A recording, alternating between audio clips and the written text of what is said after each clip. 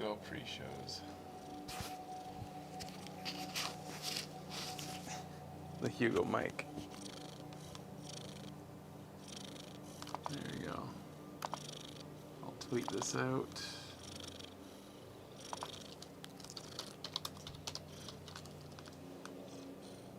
I'll take my rightful position on the floor.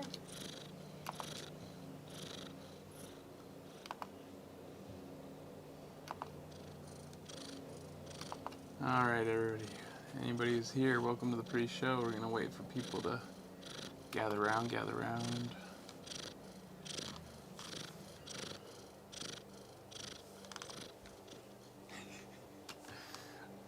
He is being ridiculous. Do you see that stretch? Yes.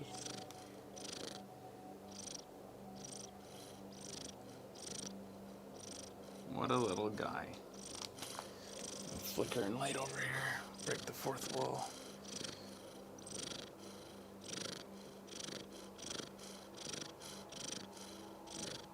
You're goddamn right, untouchable.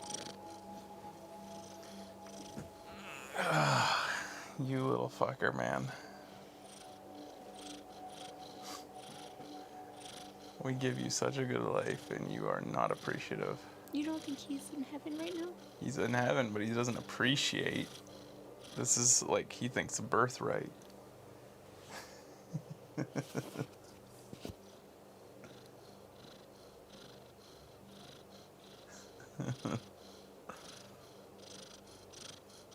I appreciate that you have him mic'd. Uh-huh.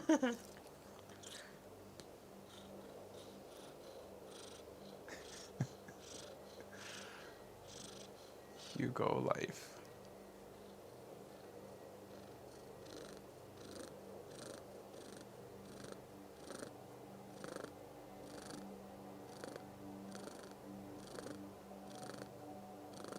What a guy. Oh, my coffee. Welcome to the pre-show, everybody. I hope to be a spoiled pet someday. Wouldn't it be nice just to exist?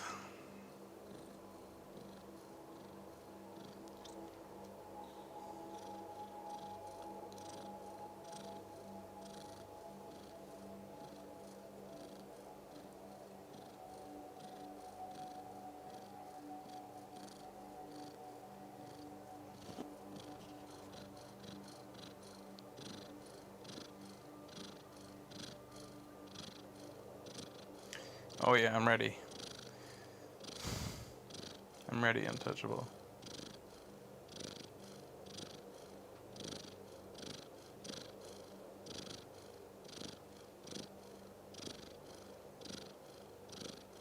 Shall I mic myself out? Uh, Or leave him mic'd for a while? Or never mic myself out? Maybe just leave yourself like that for now. I'm gonna wait a little bit more for people to show up, but... This is your favorite show, Star Kitsune? The Watch Hugo show?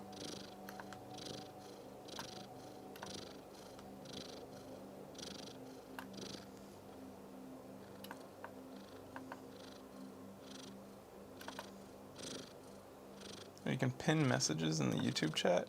Quiet, are you able to pin messages? You could pin yourself sometimes if you're able to do such a thing. Like, if there's something that everybody who joins needs to know or something, like, there's times where we want, like, a general message. Yeah.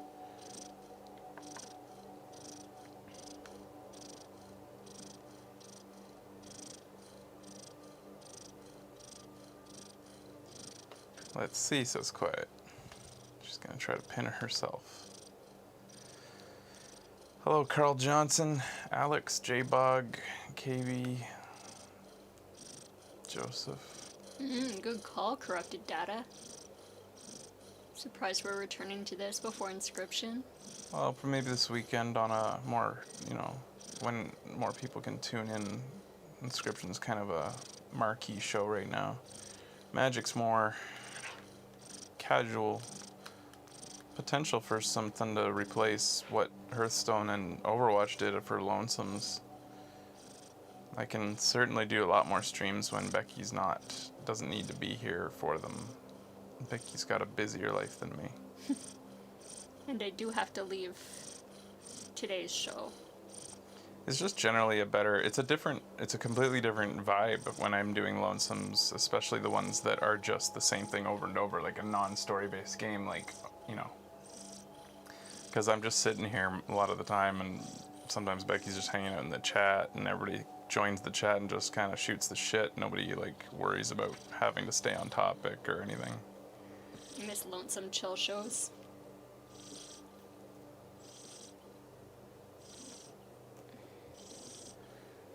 Hearthstone fucked up their latest expansion. Oh no. Is that a subjective opinion, I imagine? But is that... I'll talk about it once the show starts, but I think of this Magic that I've been playing a little bit off show, a little bit each day.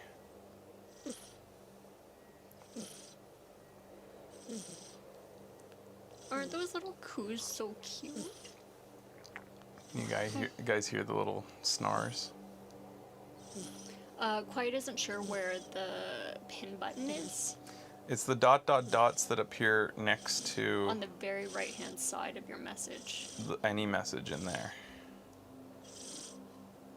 Here, I'll pin it. Oops. I almost did.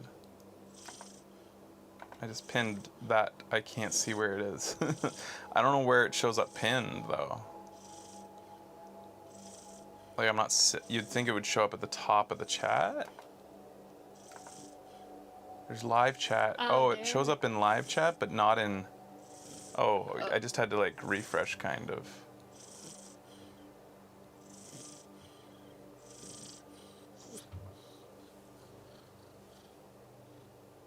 Hi, buddy boy. Hi, Kai Nightingale. Alright, I think people have pretty much shown up. See if you can unpin it. Quiet, since I can't see where it is at the top of the... I don't know if you have the abilities. I'm gonna unpin that message so that people aren't confused when they join.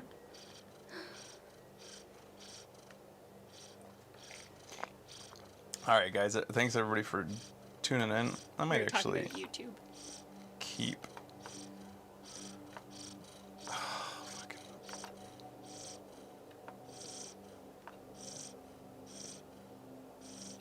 guess I can actually use the controller for this.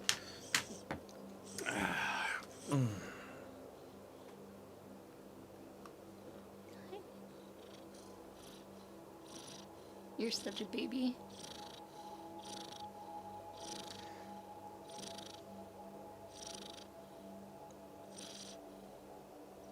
Have you ever noticed like the precision required to resize a window? Like, you know, and stuff? It's like, who designed this? Who designed this for humans? Like, to actually have to go up to the edge and have 3 pixels of, like, forgiveness for resizing a window. It's pretty much the same on Mac, too. It's not that much better on Mac. It's like, it's just, like, fiddly and little. Everything is just, I don't know. I'm an old man with bad wrists, and I just see everything as torture. I don't understand why people put up with it. Individually dismiss a pinned message, it looks like. I had that option. That's interesting. Interesting. Well, okay, I guess we'll start here. Anyways, leaving the pre-show on because it was adorable. I just spilled a bit of coffee. It's on the couch. Hello, everybody. Welcome to the show. It's the Magic Gathering Arena show, and the last show was a little while ago. Uh-huh. How long ago? Oh, it fell on the couch? Yeah. I spilled my coffee? Yeah.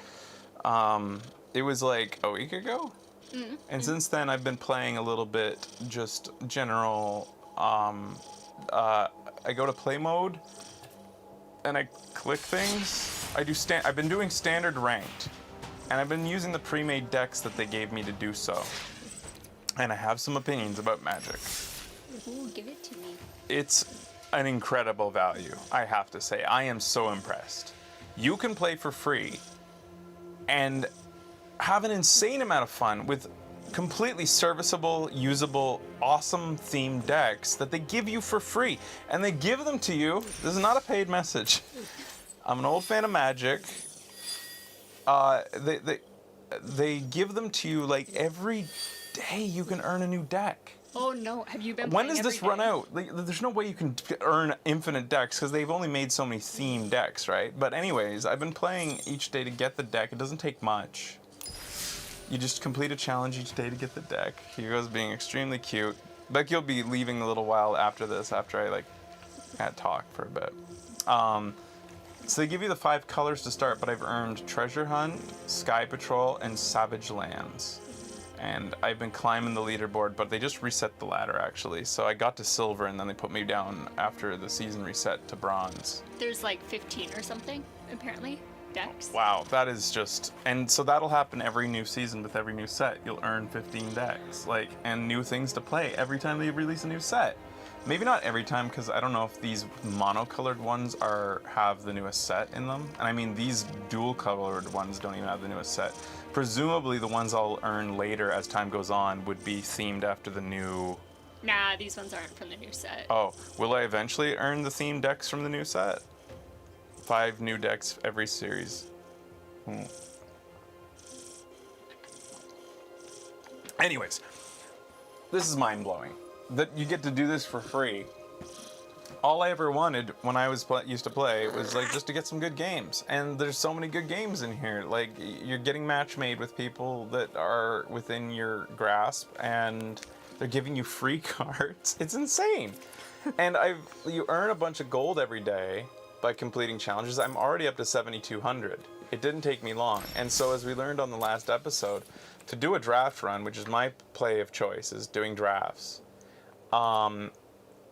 So it's traditional draft. It's like 5,000, unless you want to do premier drafts or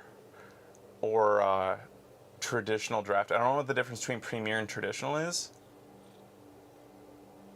but traditional is against other players. So you're gonna be in like a little mini tournament. So you better be here for a few hours, because like when a draft works against other players, you have to go against them. Have you done that yet? No.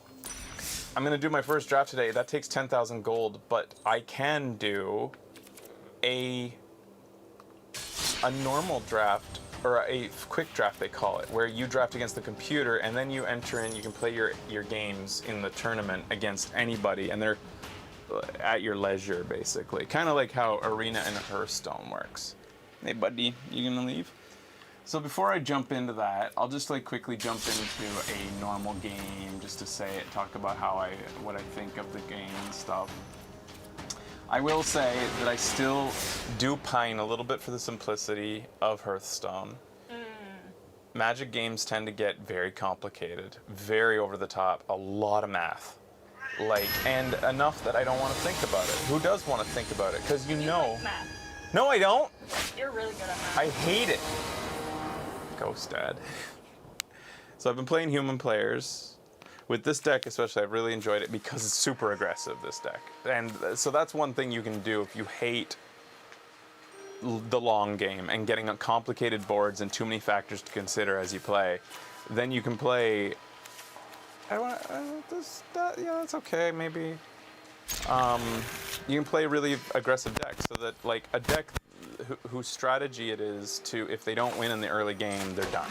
You know, so like whatever. It's like you throw it all at the board, and as a bonus, you'll really piss off the guys who play the game if you win. You know, and I hate those guys. All right. Anyways, so I'll just play this deck a little bit because it's fun. There's mic rubbing for...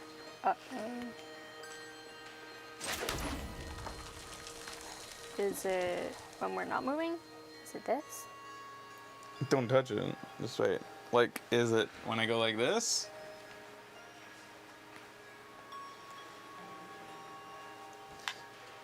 We need to teach you guys the difference between static and rubbing, though. Was it static? It was until you did that. It got fixed. Okay. Okay. Anyways, I got this haste creature. There's lots of haste creatures in this, and there's a new mechanic I didn't know about called landfall. Actually, I think it may have existed before I left Magic a long time ago. Landfall. Whenever a land enters the battlefield under your control, Bushfire Elemental gets +2/+2 until the end of turn. Yep. Turn this down a little bit more. You guys will have to let me know whether the Buddy. Okay.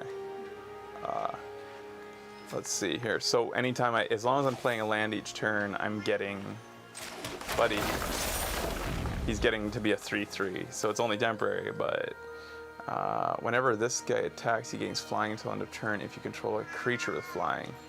The same is true he gains the abilities of any creature he attacks with. So I've got 2 creatures attacking on turn 3 that are 3/3. Like, that's pretty powerful. That's a very aggressive deck.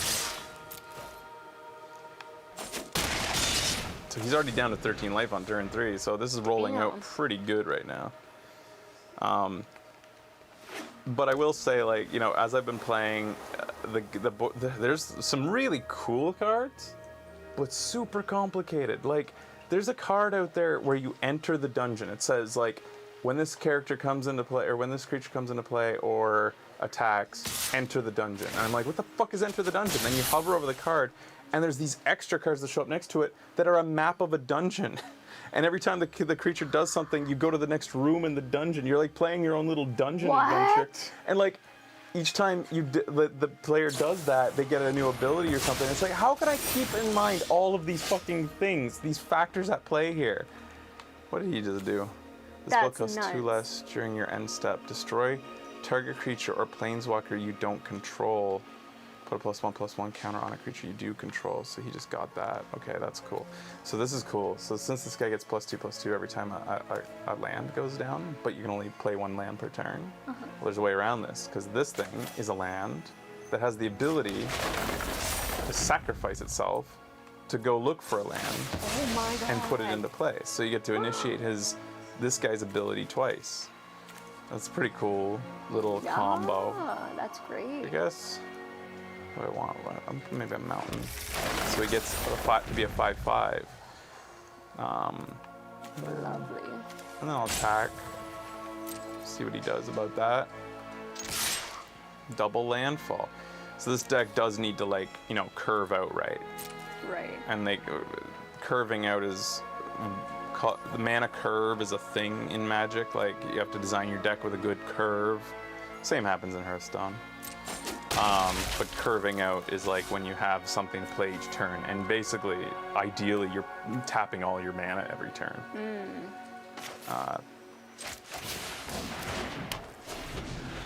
Or saving it for, like, instance. Yeah, at least have, if you're not tapping all your mana each turn in the early game, you have mana open for the spells that you have to play, potentially. Yeah. Right. Yeah.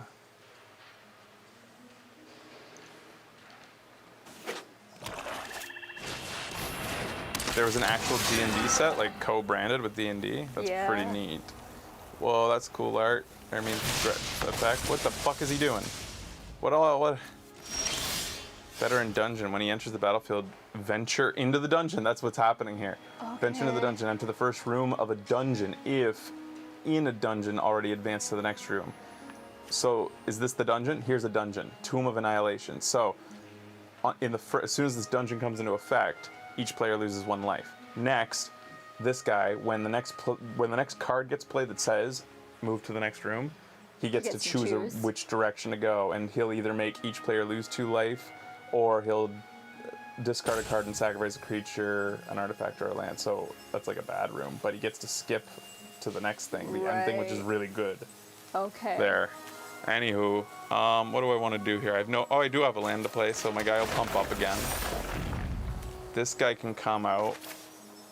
And he's got trample. I kind of didn't playing the land kind of isn't great. Well, he's low.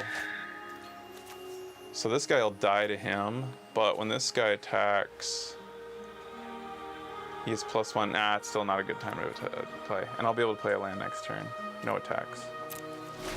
Usually I want to be really aggressive, but in this case it might actually, like, stop me completely. Next turn it might be, another Dungeoneer, so he's going to move to the next room. Which room will he move to? The one that skips him towards the Cradle of Death God that gives him a 4/4 Black God Horror creature token with Death Touch? Holy shit. Or is he going to go through the long way that does less bad things for him? He's going to lose himself 2 life. I'll take the loss of life. I'm not going to discard my cards. Fuck you. So this, I wasn't even really thinking of this. Okay. This guy gets I've won. This has haste as well, so I'm attacking his good. turn. He has the same ability as the other guy. Bam. 2 3/3s. In addition, I'm going to now attack with everybody. All attack. Yes. 4 attackers. This guy has the ability to He's get +1 whenever you have a power of 6 total attacking at once, so that he gets that extra. I could double his power and toughness until end of turn here, but I'm going to decide after he declares blockers what I'm going to do here. So why did these become 4/3s? Because of the what you just explained. Yeah. It looks like I win, unless he has an instant that's going to stop this here, because I'm going to make this +2/+2.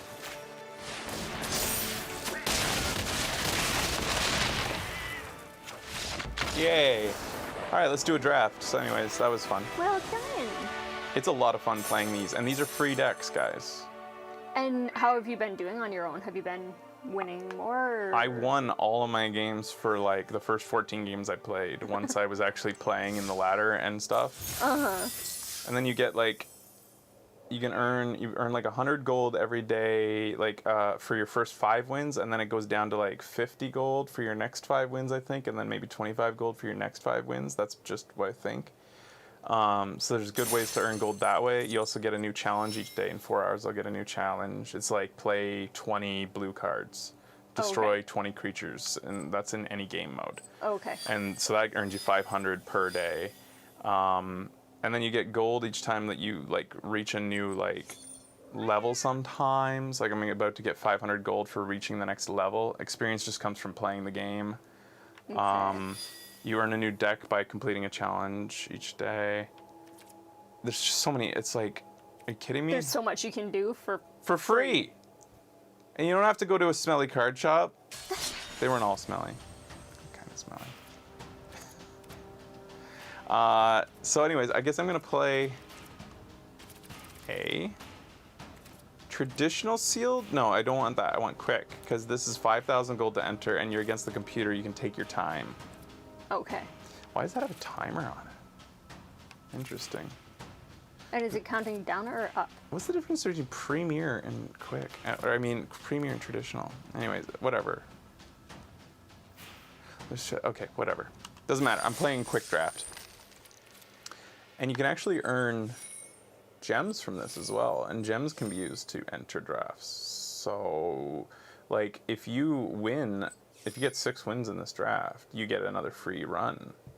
But regardless, you're earning packs. You're earning at least a pack each time. Premier draft gets way bigger rewards, but it's more expensive to enter. I don't give a shit about the packs, because I don't want to really play that much constructed. Right. All right. Here I go, my first draft run. So I used to play draft all the time. And the way draft works is you sit at a table with 8 people, 3 packs of 15 cards, booster packs, per person is distributed. Then everybody at once opens their first pack. They look through and they choose a card, and then they pass the remaining cards face down to their right. I think it's to the right first. So as you're playing, like then you get the one from your neighbor, and you look at what is left, the 14 cards left after he took a card. And the nuance of that style of draft is that you're looking at your neighbor's cards, and you're like, why did he leave behind such a great green card? Like, if he left that card in there, he's definitely not going into green. So I can like be rest assured that at least he's going to be giving me good green cards. I don't know about the guy next to him. Yeah. Down the road, but he'll be giving me good green cards. And then if you receive the next pack after you pass again, and there's another good green card in there, then you can be pretty rest assured that maybe 2 guys down aren't going to be. So you'll be knowing that on the next, because the next pack is going to go around left, and the next pack goes around right. So like you'll know that on that last pack you're going to maybe get more good green cards coming your way, because you're trying to make a good deck that works together, right? Now at the same time, you're trying to make picks and signal to the guy to your right like, you don't want to send him something. Like, if you sent him a good green card on your first pick or back, then you're kind of in a weird spot, because like he is thinking the same thing. I'm getting good creek. Maybe he's gone into green. It's a lot of head games sometimes. Sometimes it's knowing the people at your shop that they never play a certain color, stuff like that. And then there's the aspect of you keep the cards. So in real life, people are like, well, this card sucks in draft, but it's an expensive card. I want this because it pays for my draft today. So I'll be passing these other great cards that aren't the rare card, but like, there's that too. Yeah. So none of that matters here because I'm playing against computers for this draft. But what does matter is I will be playing against people after this that drafted against computers, but also knew that they would be keeping the cards they draft. So potentially I'll be up against people. I'll have an advantage because I don't give a fuck. Right. So bear with me, guys. I don't know anything about these cards, so I'll be learning them as I draft. So I'm going to look at this first pack. Question. Yes. What happens Water.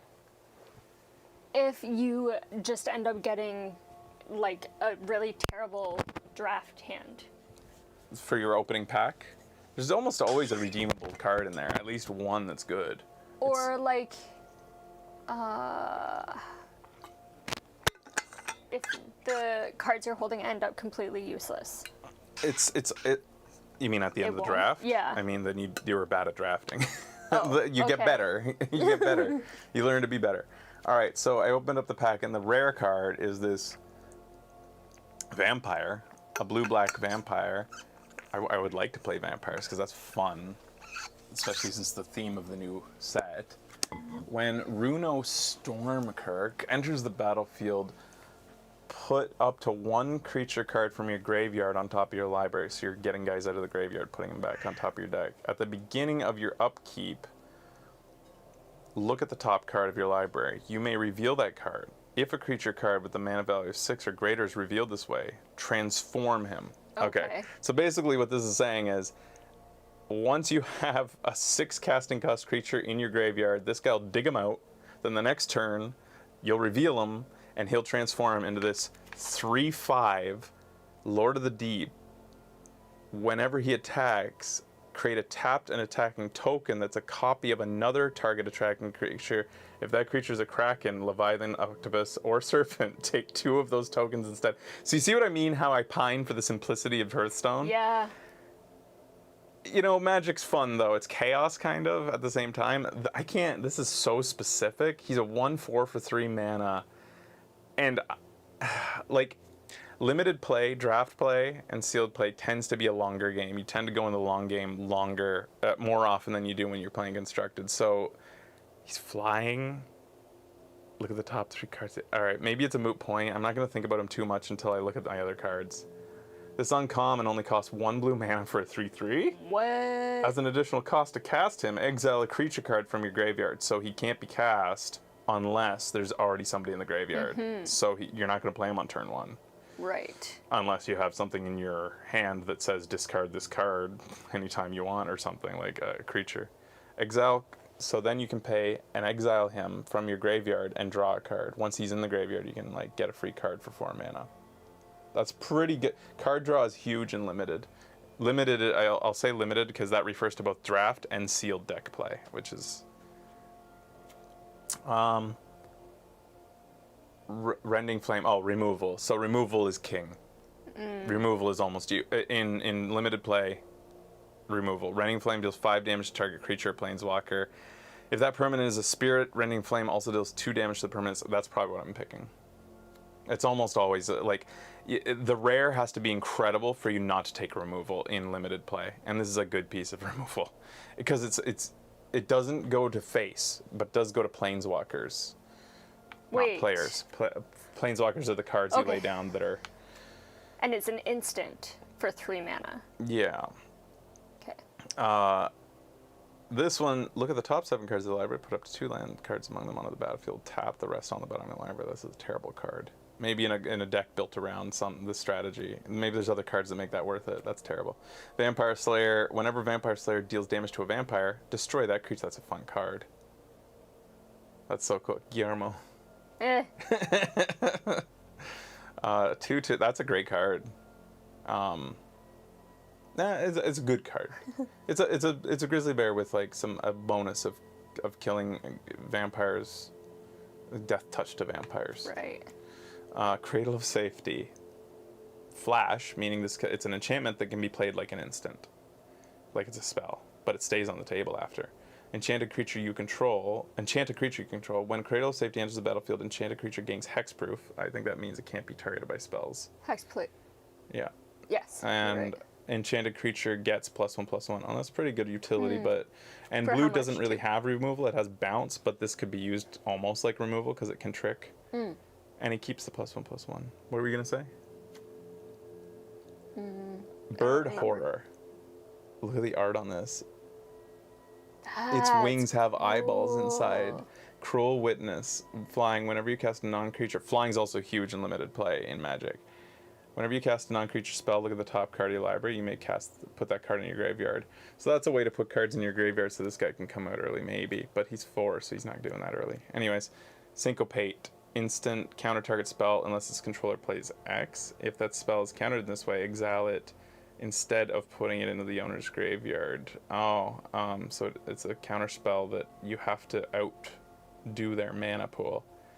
Interesting. Counter spells are pretty good in Magic limited play. Our art is incredible. Yeah. Wandering Light can block. It's Creatures Christmas. with flying. Can block only creatures with flying, so he can't not fly. Ah. Yeah, it is a Christmassy looking card, kind of. 2/3 flyer. That's not bad. Diregraph Scavenger Death Touch. When Diregraph Scavenger enters the battlefield, exile up to 1 card from the graveyard. If a card was exiled in this way, each opponent loses 2 life and you gain Exile up to 1 target card from the graveyard. from a graveyard, so you can choose anybody's. If a creature card was exiled, each opponent loses 2 life and you gain 2 life. So you're sucking away 2 life and gaining 2 life. Yeah, this is situational. Zombie bear, very expensive for a 2/3. Death touch is nice, but he's on the ground and everything. Pointed discussion, you draw 2 cards, lose 2 life, then create a blood token. And blood tokens are these little artifact vials that sit out there and can be made to draw cards anytime you want. There's other uses for blood vials. I've seen them used against me, and it looks like it's a lot of stuff. It could be good for like somebody's building a specific deck. Some people will go into a draft and hard draft, where they're like, they force a color, no matter what they see in the deck. They're like, great card, nope. And they're like, today I'm playing blue, I don't give a fuck. And sometimes you do that. You're like, I don't care what he's like what signals he's sending me, I'm playing blue today. And people do that, and it's legitimate. Nobody says you have to play the draft table properly. Lightning Wolf ganks first strike until end of turn. Activate this only as a sorcery. Nah. 3, 4. Daybound. Daybound. I don't like that. So there's a day-night cycle, and I think it's every turn it switches, unless there's a card that can switch it automatically. Maybe that you force it. Riphook Raider can't be blocked. Kind of neat that every turn he turns back and forth. Is it every turn the day turns to night? It doesn't say Daybound on the right click for more information. It's not automatic. I don't know what my right click is, honestly, and I don't want to pick this card. Oh, it lets you confirm after. Fraser has been playing on his own since last show, yeah. Yeah, just the simple decks doing little... The night turns to day if someone casts 2 spells in a turn. Interesting. Interesting. Thank you. Spells that includes creature cards then. Not, spells are anything. Unlike in Hearthstone, spells are anything, including creatures. They count as a spell. So That's the answer to your question. And it turns to night after someone casts no spells in their turn. Interesting. Thank you for that info. When Moldgraph Millipede enters the battlefield, this is cool looking. 2/2. Mill 3 cards, then put a +1/+1 counter on him for each creature card in your graveyard. So he gets stronger based on how many creatures in the graveyard, and he might aid that with the milling of 3 cards. Milling means take a card off the top of your deck and put it into the graveyard. So late game, he could be very powerful if you lost a lot of creatures. But anyways, out of all that, I was just kind of learning what the cards are there by reading all those, but this is, I think, the clear pick for me, knowing the cardinal rule of removal is king. How badass is that art, too? Yeah, it's pretty cool. So I'll probably be going into red. This is insane that this is just like all of that was just to pick a card. Yeah. Yo. But I don't know the set yet, so that's like what this would be much faster, and this is why I'm not drafting with humans because Oh my there's a God, time yeah. limit. Yeah. In the upper right corner, it says deck 1 of 40 cards, and there's like a meter. Mana curve. So That's that your costs mana 3, so it's the curve. 3, so you can quickly Okay. see how your mana curve is doing. Cool. There it goes, and you can see how many instants and non-creatures you have. So far, I don't have any creatures. Cool. So yeah, that's cool. So I'm gonna start by just like trying to make my decision based on the color I know that I have already gotten. Sure Strike. Target creature with +3/+0 and gains first strike until end of turn. Kind of like removal, conditional though. You need to attack, and then because you don't get to attack creatures in this, unlike Hearthstone, you have to hope that they block with the creature you want. So that's very, you can't, the pseudo removal is what you call it. Lacerate Flesh. Lacerate deals 4 damage to a target creature. Create a number of blood tokens equal to the amount of excess damage dealt to that creature in this way. So if you kill a 1/1, you get 3 blood. This is cool. Because Okay. red doesn't have a lot of card draw. So this is basically card draw for red. That's cool. I think I want this one. It is removal and cool. You're going to use it late game. It's expensive removal, but it's removal. 4 damage is pretty good. Ballista Watcher deals 1 damage to any target. It's very little for a lot of... That's 3 mana to do And so. it has stupid day-bound, night-bound. Yeah, and he turns at night into a Ballista Wielder. He becomes a... So it looks like red has werewolves in this set. Maybe green also has werewolves. Ballista Wielder deals 1 damage to any target. A creature dealt damage in this way can't block this turn. I don't like this card. It's so expensive. 4/3 for 4 though, if you're just looking at the vanilla cost, and then it becomes a 5/5 at night. It feels complicated to me, the day-night. I'm Yeah, me worried that I too. don't understand it. White, Vigilant, this is okay, the computer took the rare card out. Right. That's what I should have looked at right away. As one does. So we can't judge, assuming the AI is good and signals well, we can't judge any signals really because the rare card was taken. Right. Like you can't, know. So even though they left behind what I would consider great and limited, a red, but they didn't take the removal, but so it's a soft signal. You've gotten a bunch of people back into Magic. Yeah. And they're like, Tweet totally Wizards of the loving Coast. Give me a sponsorship. Tell them that I got back into Magic because of this guy. All right. So destroy target creature with a or planeswalker. Create 2 blood tokens. Oh, this is hard removal. So there's like there's hard. This is like soft removal because it does damage. Hard removal is like destroy. Because like somebody could pump up their creature with some extra health or something to prevent the death, whereas Right. this is destroy. So unless Okay. the spell is countered, it also creates blood. So do I want to keep going into red removal or pepper in some? I think it's safer to go red, knowing that I'm passing some good black cards. Black removal, I might not get black on the way around. That's another key strategy. Remember what you passed. If you're too tunnel visioned on what you took and don't remember the great cards you were passing, you might have signaled to your buddies next to you going into a color that you forgot that you sent them into because you forgot what great picks you sent their way. Right. You got to keep it in mind, kind of. But again, I'm not going to because what doesn't matter, again, it doesn't matter. I'm not going to be playing these computer opponents. I'll be playing real players who are in a completely different computer draft. So the meta of the table doesn't exist. But I'm just talking about it because it's like that's how That's you draft. what you know. But anyways,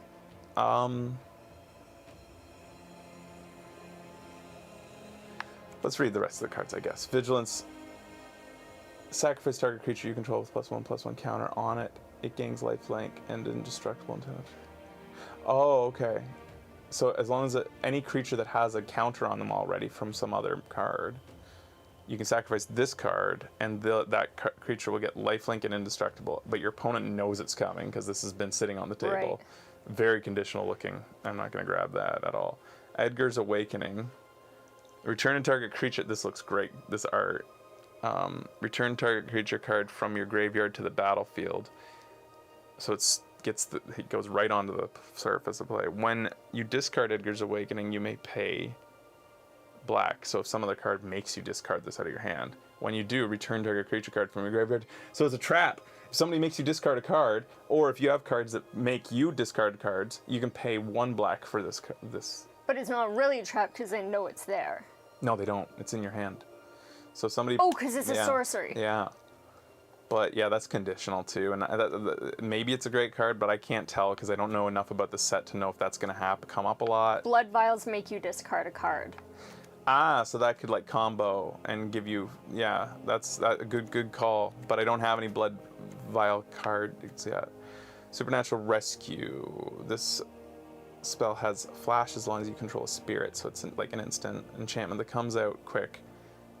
When you cast this spell, tap up to 2 target creatures you don't control. So it kind of gums up their board if you need to get through. Enchanted creature you control. Enchanted creature +7. Okay. Kind of expensive. Cool card. All right, so we've pretty much tried. So I'm between these two, Lacerate Flesh and Grisly Ritual. I'm already in red. It's expensive, but it's removal. Lifelink. When you control a creature, when another creature you control. Oh, this is a day-night thing. 4/3 during the day. What's his casting cost? Oh, that's the day cost. He comes out in day form. When another creature you control dies, transform Desperate Farmer. So he transforms. So he transforms sometimes regardless of day-night. Oh, you see the day-night at the top. Okay. So he can transform ahead of the day-night cycle, assuming that happens, that condition happens. Okay. But why? Oh, so he has nothing to do with the day-night cycle, though, even though he has a day symbol and a night symbol? Yeah, that guy transforms when a creature dies, not day-night. Ah. When Courier Bat enters the battlefield, you gain life this. If you gain life this turn, return up to 1 creature card from your graveyard to your hand. So it's free getting back of cards from the graveyard. All right, I'm gonna discard a card, draw a card. No. Fear of Death, enchant creature when Fear of Death enters the battlefield. Mill 2 cards. Yeah, I'm just gonna go with Lacerate Flesh. I'm gonna stay on red. Knowing that I have a thing that generates vials now. Wait. What? So whenever you get a pack of 16 cards... 15. 15? There's no mana in it. No, you get free mana. Like a card shop provides the lands, or you bring your own if you don't want to.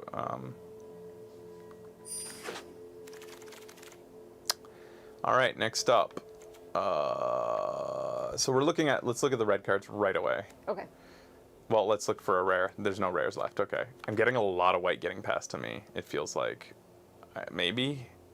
Maybe not. I don't think these white cards are good. No, they aren't. Oh, cool. Look at him. Panicked Bystander. So in the daytime, he's a 2/2. He's a grizzly bear. Comes out, a white grizzly bear. I say that because grizzly bear is the first ever card to be 2 mana for 2. 2 mana, and he's a 2/2. It's just like the easiest way to say a 2 mana creature that's 2/2. Whenever Panicked Bystander or another creature you control dies, you gain 1 life. At the beginning of your end step, if you gain 3 or more life this turn, transform him. So once 3 creatures die, potentially, he becomes a Cackling Culprit. Whenever Cackling Culprit, he's a 3/5 suddenly, and he turns black. Whenever another creature you control dies, you gain 1 life. And also, you pay that 2 mana, Cackling Culprit gains Death Touch until end of turn. Interesting card. Really neat. Cool flavor.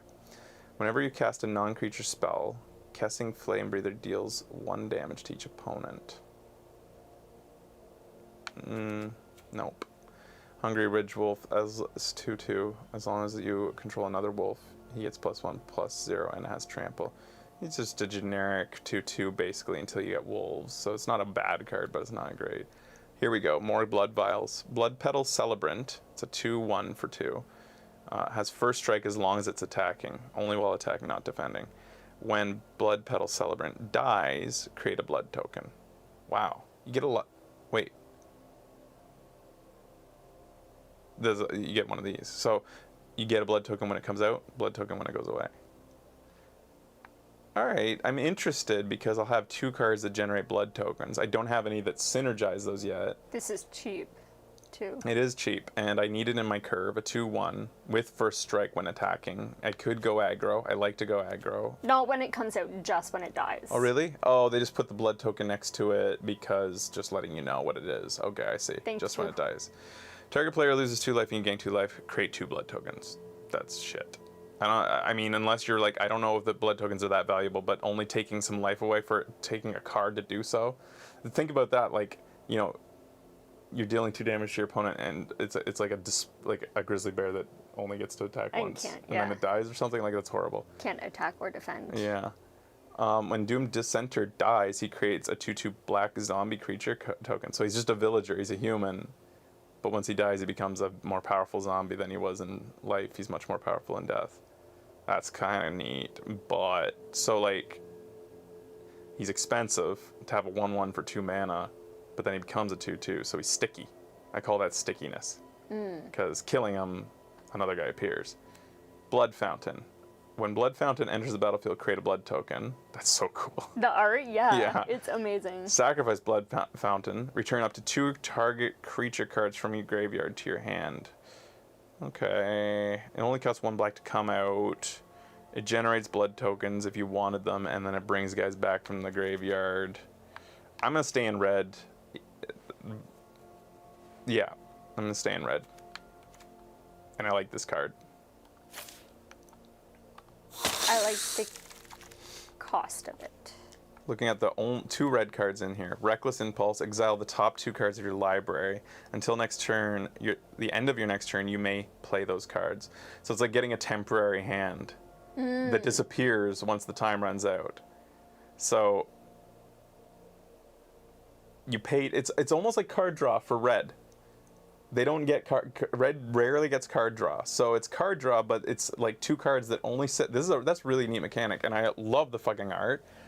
So it's basically card draw that just exists for 1 turn. You get to consider playing these 2 cards only for 1 turn. That's very interesting. Okay, so exile the top 2 cards of your library. So you. They'll be face up as well. So when it says exile, it means. Exile means like it's a separate place. It's not the graveyard. It's like once. Like exile is supposed to be like permanently removed from the game. Can't be like it's not a part of the game anymore. But this is like. Okay, so those will go to exile face up. Yeah. So everyone knows they're there. Yeah. And you can play them until your end of turn, but then after that they're. Then they're gone. Then they're exiled completely. Okay. I don't think you can bring stuff back from exile outside of the fact that this card allows it because they can be played. Okay, Blood Crazed Socialite. Menace. What is Menace? A creature with Menace can't be blocked except by 2 or more creatures. So it's a 3/3 for 4 mana. When it enters the battlefield, you create a blood token. Whenever it attacks, you may sacrifice a blood token. If you do, it gets +2/+2 until end of turn. So here's a way to use some blood tokens. Interesting looking card. Cool synergy. It's at least going to work once because it comes out with a free blood token to make it a 5/5 at least 1 time. And that can be done at instant speed. So your opponent needs to know. And you can do that as many times. Oh, that's really good, I think. Rending Flame deals 5. Oh, it's another piece of removal. Why was this passed to me? Am I getting signaled that red is open then? Yeah, I am. Like the computer's signaling red is on. The computer to my right, to my left, is saying. There's still white to my right. as I think well. this directions say that the picks are going that way. We have to expect that red is wide open. And at the beginning, so here's another. I feel like black is open too, but we've already passed some good black cards, so we might not get good black cards on the next pack, but on the last pack we will. Maybe. I think they've been some good black cards. At the beginning of your upkeep, any opponent may sacrifice a creature. If no one does, transform it. So your opponent can prevent this thing from transforming by sacrificing a creature every turn. Damn. Otherwise, it becomes a 3/3 flyer that has +2/+0 as long as an opponent controls a human. So it gets extra powerful when it knows humans are on the other side. Look at her. Like, I she know, I goes from that love- and becomes that. They let her in. I love the art. I love it whenever it's the same artist, and also whenever it's a different artist, because they would have looked at the first part and come up with this, like, It's so crazy cool. extra art. Guys, as much as I'd like, I think I just have to keep going into red hard right now. I'm not going to overcomplicate things. It's more removal. I have to remember, like, I've got some... You don't want to overdo the... I've done drafts where I've overdone the removal, but I have no bodies. Right. But I'm not seeing a lot of body. These are good bodies, but It feels like there hasn't been many. I'm going to stay in red. Cool. Synergy. No. Staying in red. You already Ugh. have one of those? The Johnny and me. I know I already have one. I want another one. Yeah. Yes. Okay, do it. You have 40 cards. Knowing that I've taken care of my removal early packs too lets me pick even better creatures maybe later down the road, because removal can get very rare to find. I've done drafts where I've gotten one piece of removal and I've been like, you're fucked, because removal's so powerful, because especially in limited, you're going to be facing some really good cards that you don't have answers for. You need answers. All right, so red cards. Flamebringer, he's a 1/3 for 2, and if you cast a non-creature spell, he deals 1 damage to each opponent. That's not that great. He's a 1/3 for... He gains first strike until end of turn. So he's a 4/3 for 4. Typically a 4/4 for 4 is what you'd want, but he can give himself first strike. Red is often like glass cannons. Still great. I think good black cards are coming. What is this? 3/2 for 3. Whenever Thrabin or another zombie you controlled dies, look at the top card of your library. If it's a zombie card, you may reveal it and put it into your hands. So this rewards you with card draw if you have lots of zombies in your... Okay. Otherwise it goes in the graveyard. I don't know even know if that's a good card, really. 1/13? What? Unhallowed Phalanx enters the battle. So he comes out tapped, but he's a 1/13 for 5. So he can block some pretty big creatures. That seems like overkill, though. Like, I mean, when is he going to need to be a 1/13? In Hearthstone, that's amazing, because it means his health takes forever to get whittled away. Yeah. Since, like, but in It this just game, regenerates. what's the difference between him being a 110 and a 113? Like, Yeah. how often is he going to block something with 13 power? It's neat, though. Yeah. What's tapped mean? Think of it as occupied. When a creature attacks, you tap it because it's engaged in tapping, and it takes a turn for it to untap again. And when your turn comes back, you untap it, so it becomes available again to do a thing, whether it be attack or use an ability or something. Some abilities creatures have require them to tap, some don't. And mana gets tapped, so it's like used Yeah. to get characters to do things. Or abilities. I'm not gonna Oh, really. we're learning. I'm not sure. I don't think either of these black cards are that great, so I'm just keeping an eye on like what I think is black being signaled hard. I think red is, though, still like we're opening a pack right now that is 5 players down. Add 1 mana to any of any color to your exile target. Now this is slow and shit. All right, it's mana fixing, which is a bit more valuable in limited if you're going to multiple colors, but that's expensive. Look at all this green. I need this body, I think. Yeah. And in the curve, it fits well. I don't have a forecasting cost card yet. I like the wolf. Did I have any other wolf synergy? I think I saw a card that had wolf synergy, but I didn't. All right, red cards first. Oh, 2 of these guys got passed. I don't think it's a good card if the computer's passed 2 of them. Or, again, they might... Like... I mean, he's not horrible. He's a bit expensive for 3/2. He should be a 3/3 for 3 mana. So his ability, it's not good unless you have zombies. Lots of zombies. Really. Blood Hypnotist. Can't block. Whenever you sacrifice 1 or more blood tokens, target creature can't block this turn. Oh. Why does she have a 3 then? Why does she have 3/3? To attack. And she has toughness for when she gets taken damage when she gets blocked. Oh, okay, right. Or gets shot at. Of course, okay. This ability triggers only once each turn, so you can... Basically, she's able to tell 1 creature on the other side, if you have the blood tokens to do it, that they can't block.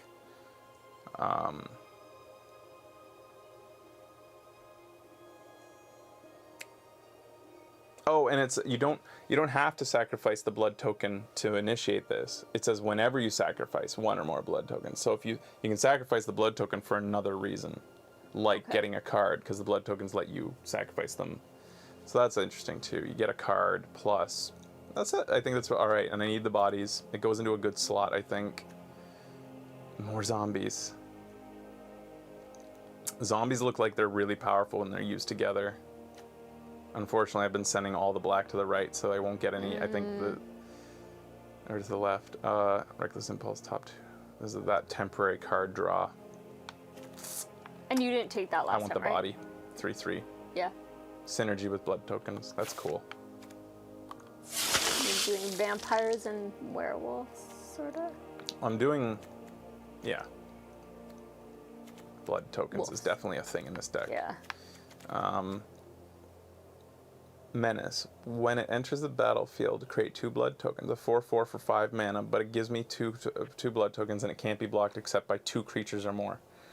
So chump blockers aren't really a thing with this 4/4. Man, they're having fun. They are.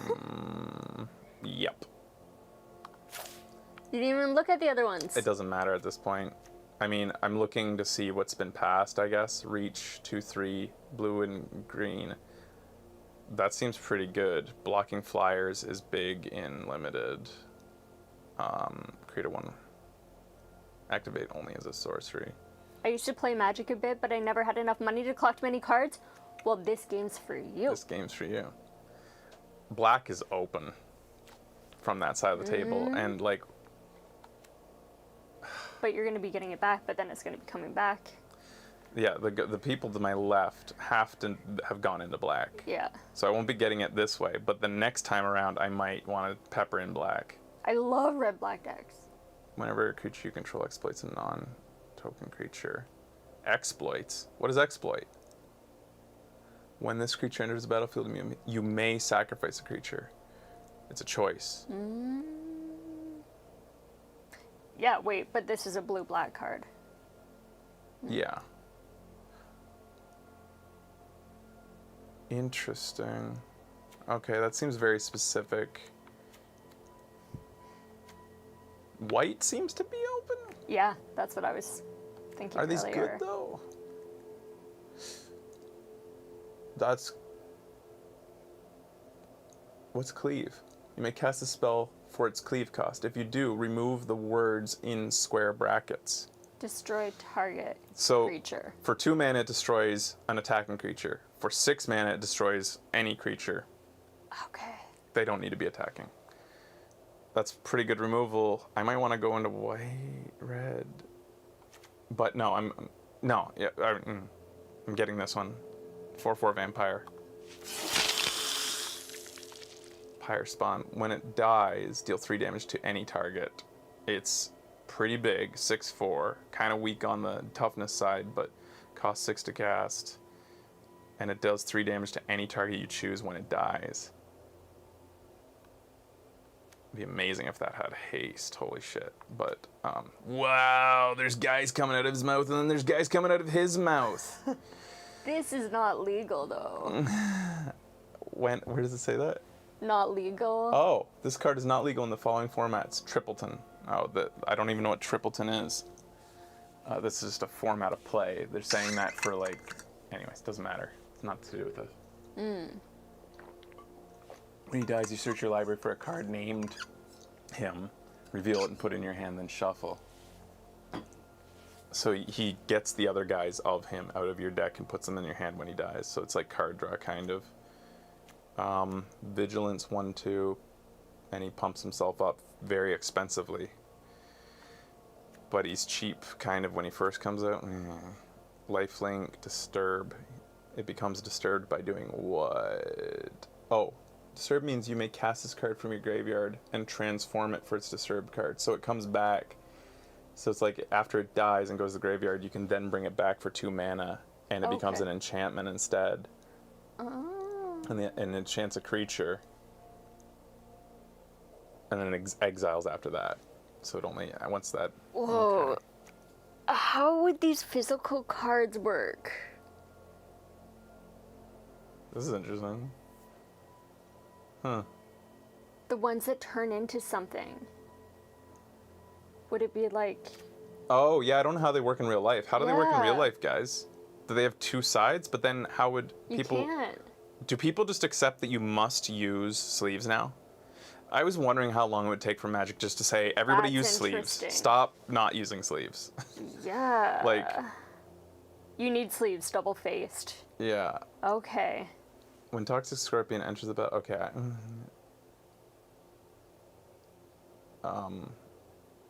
Another target creature you control gains death touch. I'm just trying to decide what I'm being passed. I think I'm going to take this big guy. I'm thinking about this one, though.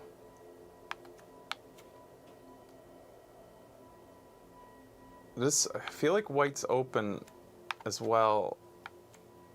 But I've also passed some good white, right? So, like, maybe it won't be think coming from- around this next pack. Yeah, I feel like from this side, like the next time, you'll get white. I like this more. Yeah. I'm just staying mono. I hate mana issues and getting a good red, and this goes in the slot First as well. strike. My top end of my curve is lots of white open, I think. 2/2 bodies are good in draft, even when they're generic, and that's better than generic. But anyways, do I want to fill out the bottom of the curve and pass another guy? Let's see the curve here. He'll go right in there. That smooths it a bit. I like that. I'm gonna take him.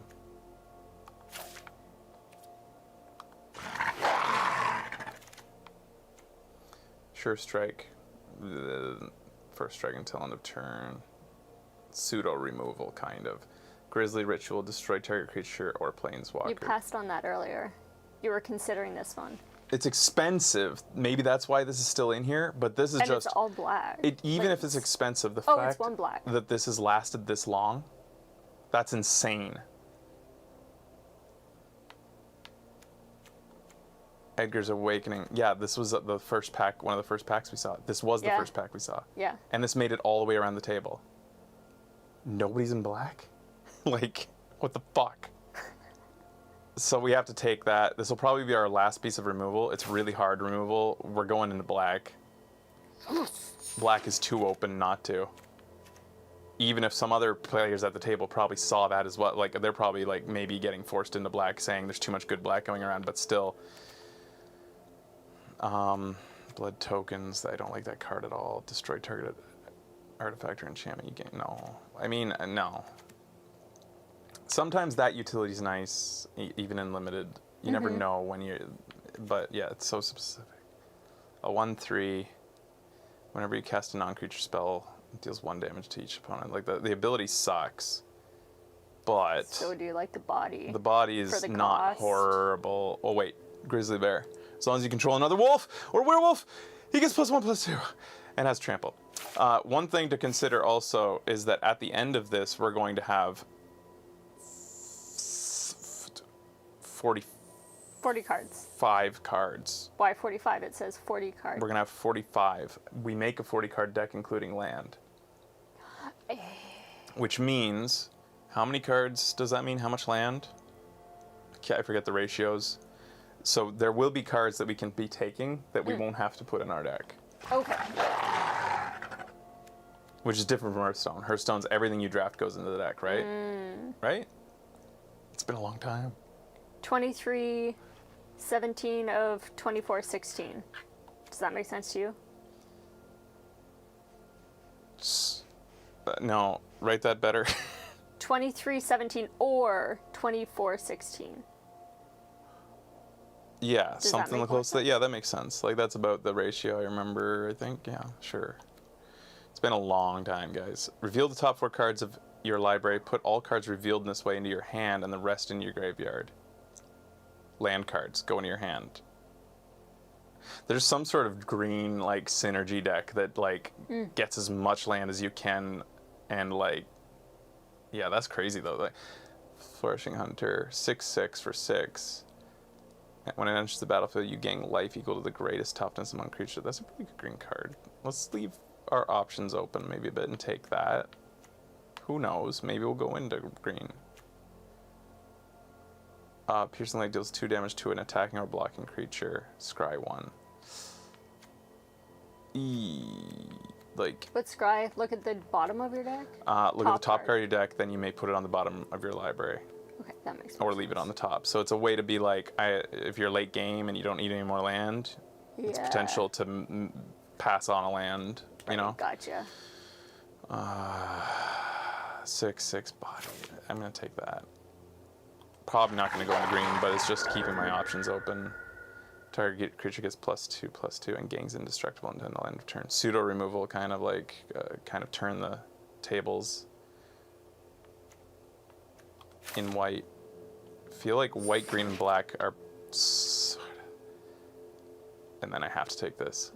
Can't be blocked this turn for 5 mana.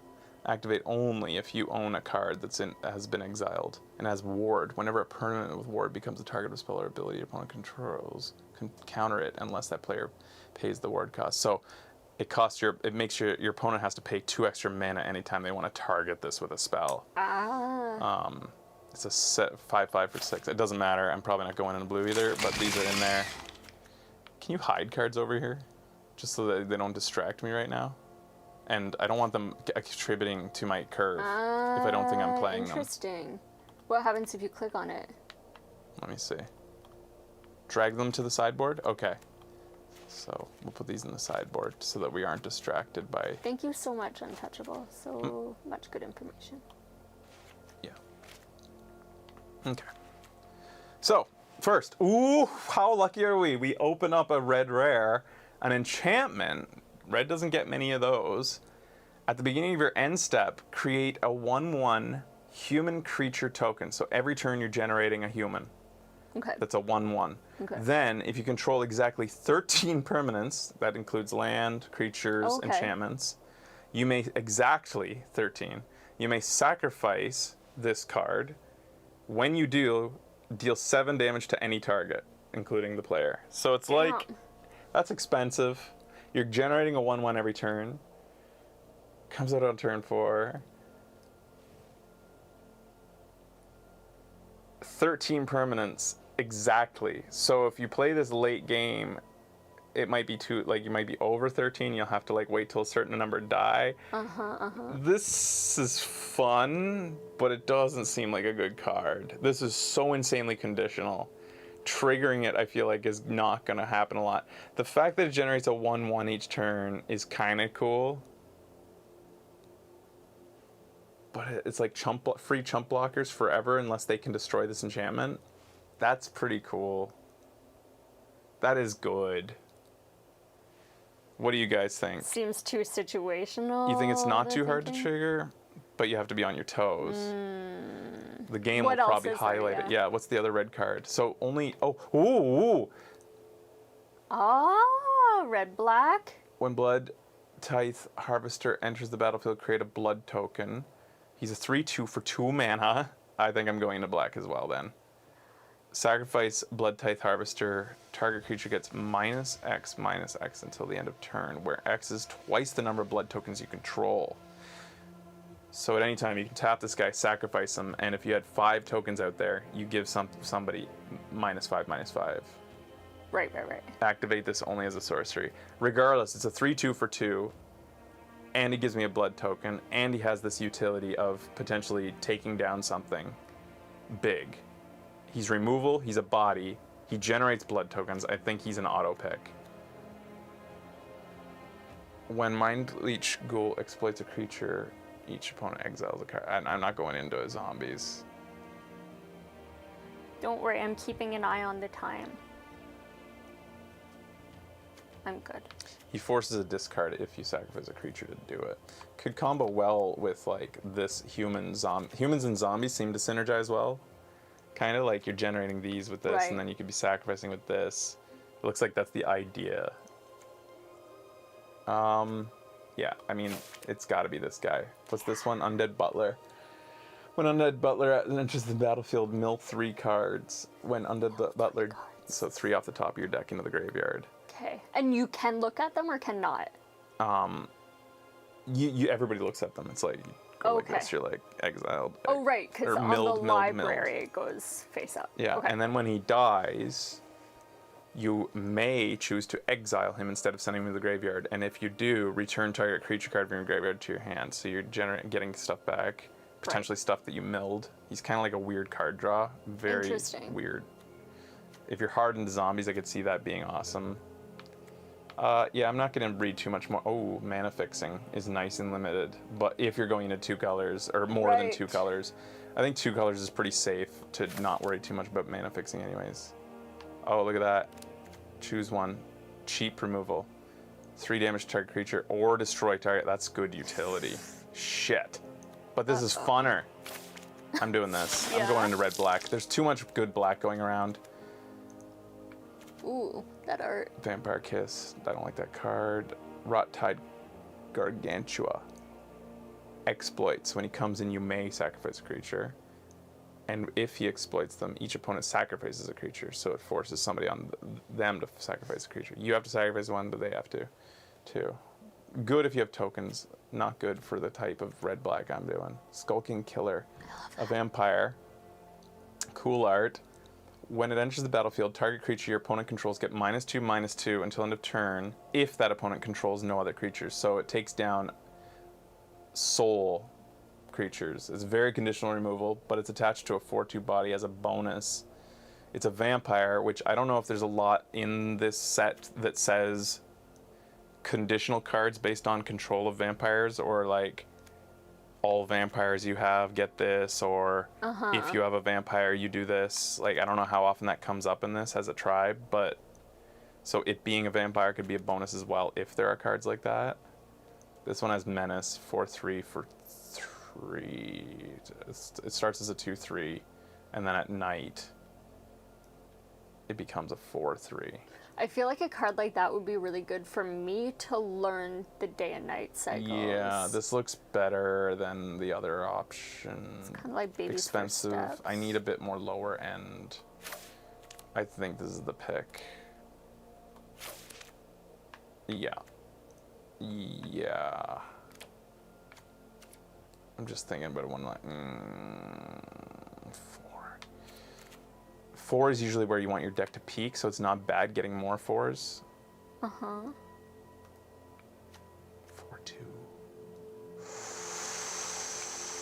Pretty strong. This is a safer pick. It's only a 2/3. Fuck. But it's got menace. Both sides have menace. I think I'm going with this. Yeah. I think that would be fun to learn.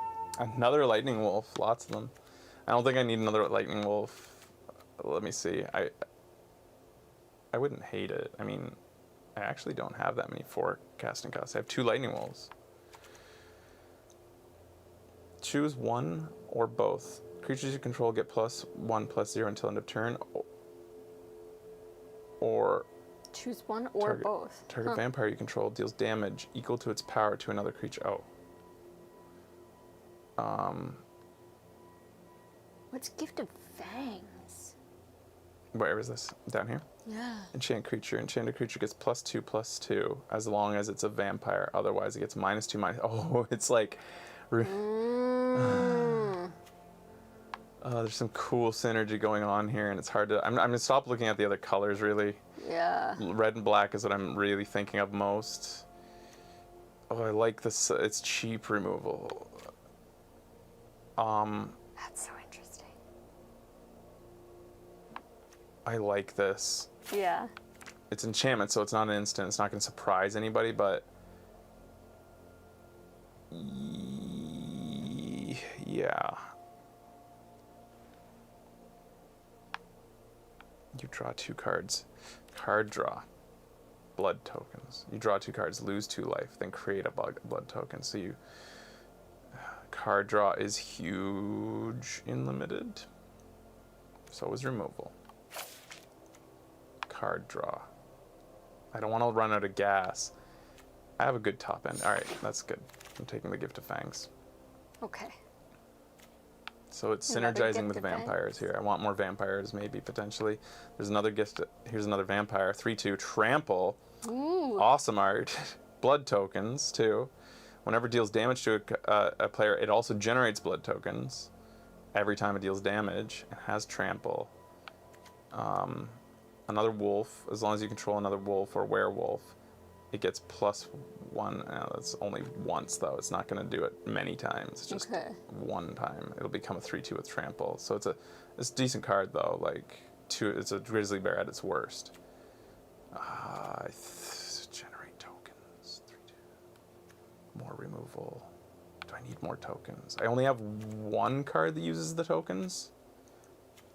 Oh, the card draw is the blood tokens. I don't need card draw. Oh shit! And we took that, didn't we? Wait a minute. Discard. Oh, card. it's kind of card draw. It's like, it's not card advantage, but it is card draw. Right. We didn't take the card draw. I took the Gift of Fangs. Okay. But yeah, it's card filtering kind of. Yeah, it's like Scry almost ish. Like ish. I think more bodies. What's this upper left one? Again?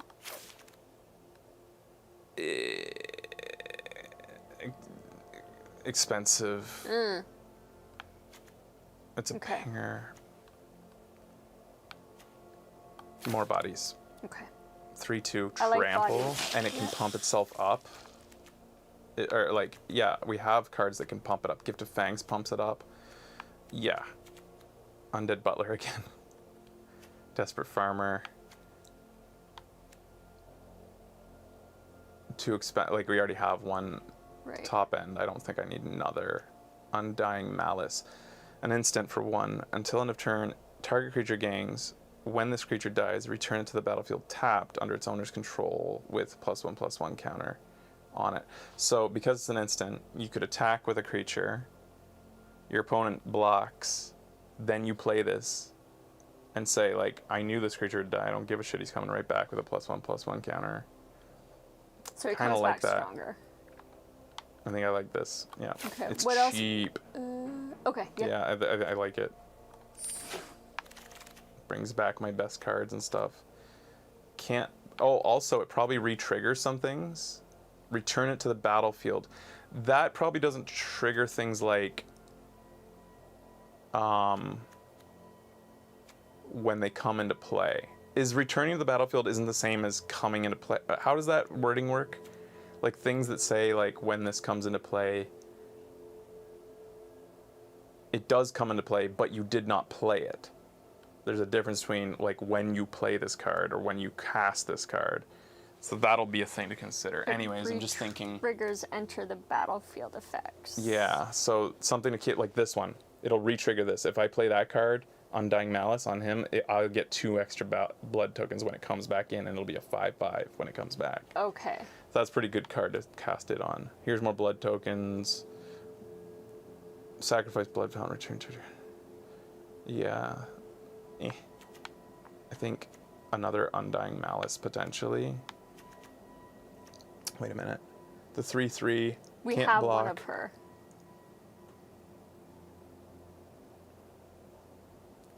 Pretty nice body if I'm being aggressive. A human berserker, this becomes a 4/3. It costs 2 and it's a 3/1 when it comes out. It deals 2 damage to you when you tap it and exile the top card of your library. You may play that card this turn, activate it only as a sorcery. That's interesting. I can't really judge this card. Cool that at night it becomes really. Oh, it transforms after you play it if you play the card that you exiled from the top. Okay.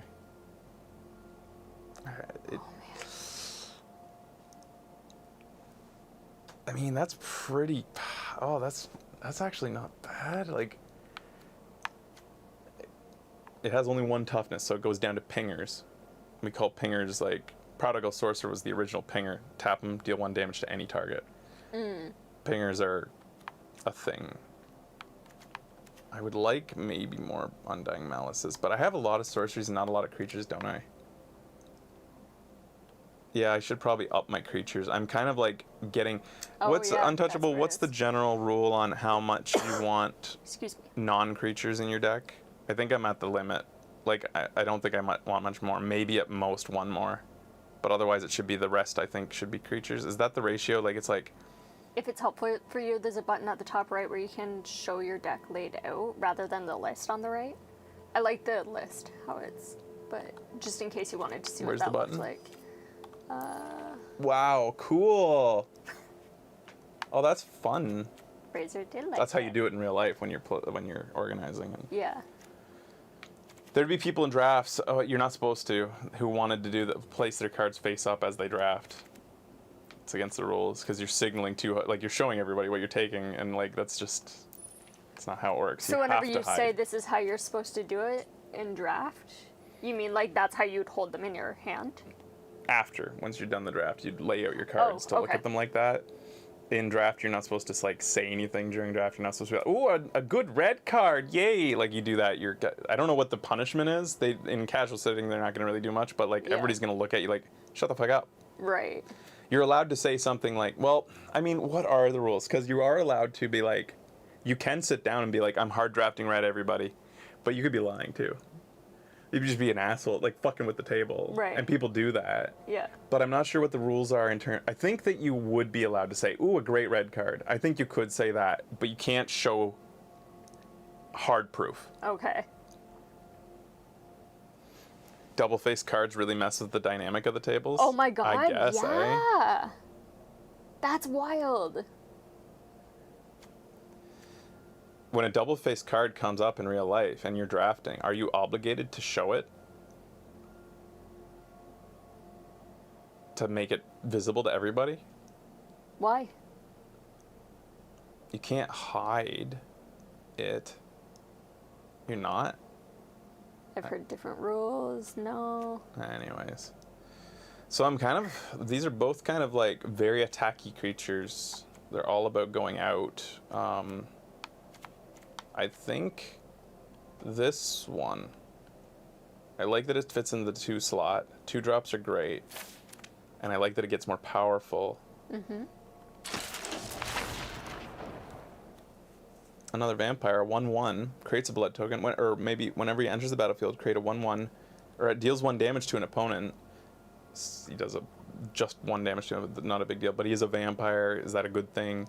Creates a blood token, is that a good thing? It depends on how much. Lacerate flesh, we have a lot of removal. Do we need another one? It's expensive removal too, so I'm not sure about that. End the festivities. Oh, the werewolves break up the party. I love how you get like a story as you're going. It's Yeah. like the vampires are having a great time until end the festivities deals 1 damage to each opponent for each creature and planeswalker they control. So it actually punishes your opponent for having too many creatures on the table. And no, not for each creature they control, and each creature. It does 1 damage to everything. Oh, it's like kind of like a little bit of board clearance for chump blockers. Yeah, it's like 1/1s. little bites. You don't see a lot of 1/1s in limited play. You don't see a lot of boards full of tokens and stuff. I don't know how this set goes though, if that's a thing. If tokens are a thing or not. Would you recommend it, knowing the set, guys? I don't think there's a lot of token generation from what I've gathered so far. Magma Pummeler, a 0/0, but casting cost is 2 red mana and X, where X, it enters the battlefield with X +1/+1 counters on it, so it's as big as you want. Right. If damage would be dealt to him while it has +1/+1 counters on it, prevent that damage and remove that many +1/+1 counters from it. Okay. When 1 or more counters are removed from him, it deals damage, that much damage to any target. So you're, okay, Wow. interesting. This is pretty cool. That's great utility. So basically, if I cast him for 5 mana, so I paid 3x, he's a 3/3. And if he attacks and my opponent blocks with a 3/3, they're both gonna die, just like normal. But I then have 3 extra damage to toss anywhere I want. And the damage doesn't need to be sent all at one target. It can be sent individually to any target. Oh, that's cool. So I it's could, like like- little lava splats. Yeah, and I could like be like, all right, kill that 2/2 with 2 damage and kill that 1/1 with 1 damage. Like that's nice. fun. I think that's a good card. Another one. He can also be cast like at any time. Like, I think I want another one. Yeah. I might be mono red. These are some cool black cards, but I'm thinking it's closer to mono red than anything. But we might see some really great black the next turn. Some mana fixing. Mono red, splash black, maybe. Maybe a splash of black, especially if I grabbed an Evolving Wilds would allow the splash a lot easier. So let's grab that. Yeah. I don't see anything else good there, so I don't care.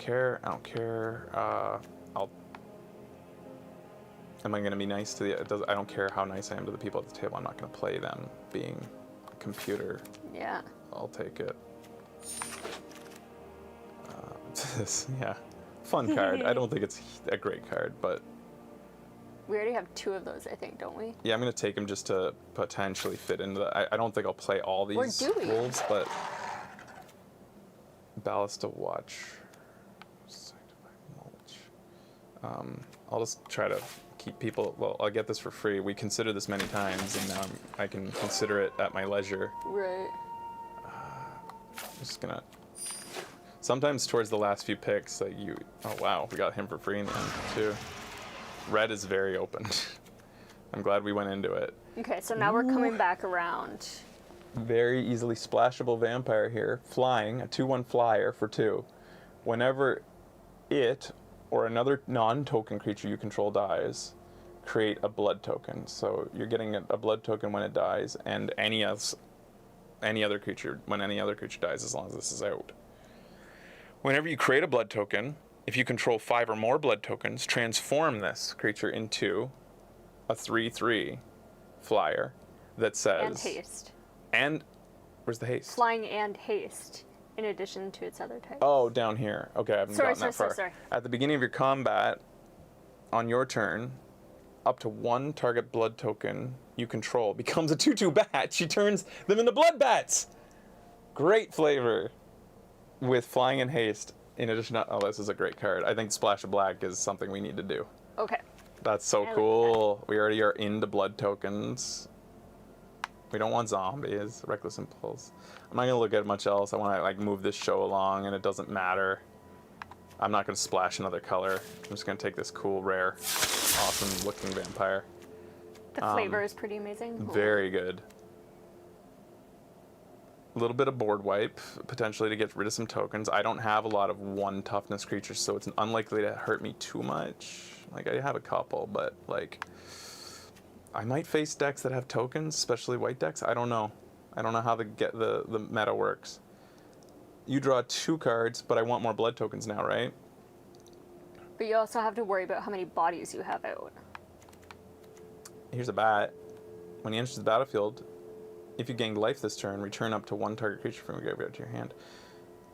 Only when he enters the battlefield, and only if you've gained life. And I don't think I have anything that gives me life in this deck. Do I want more blood tokens? Is that enough to like bolster the other cards that need blood tokens, or do I?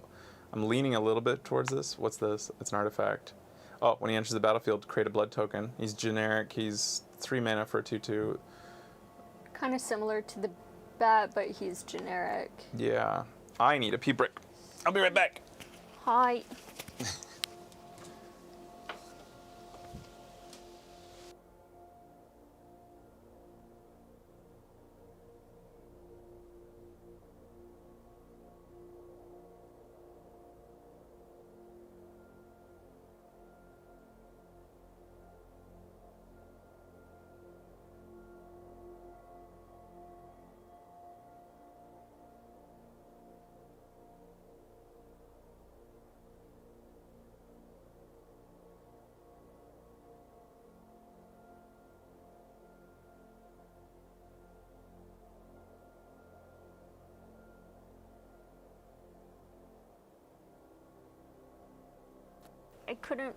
I couldn't remember if the numbers need to go high or low.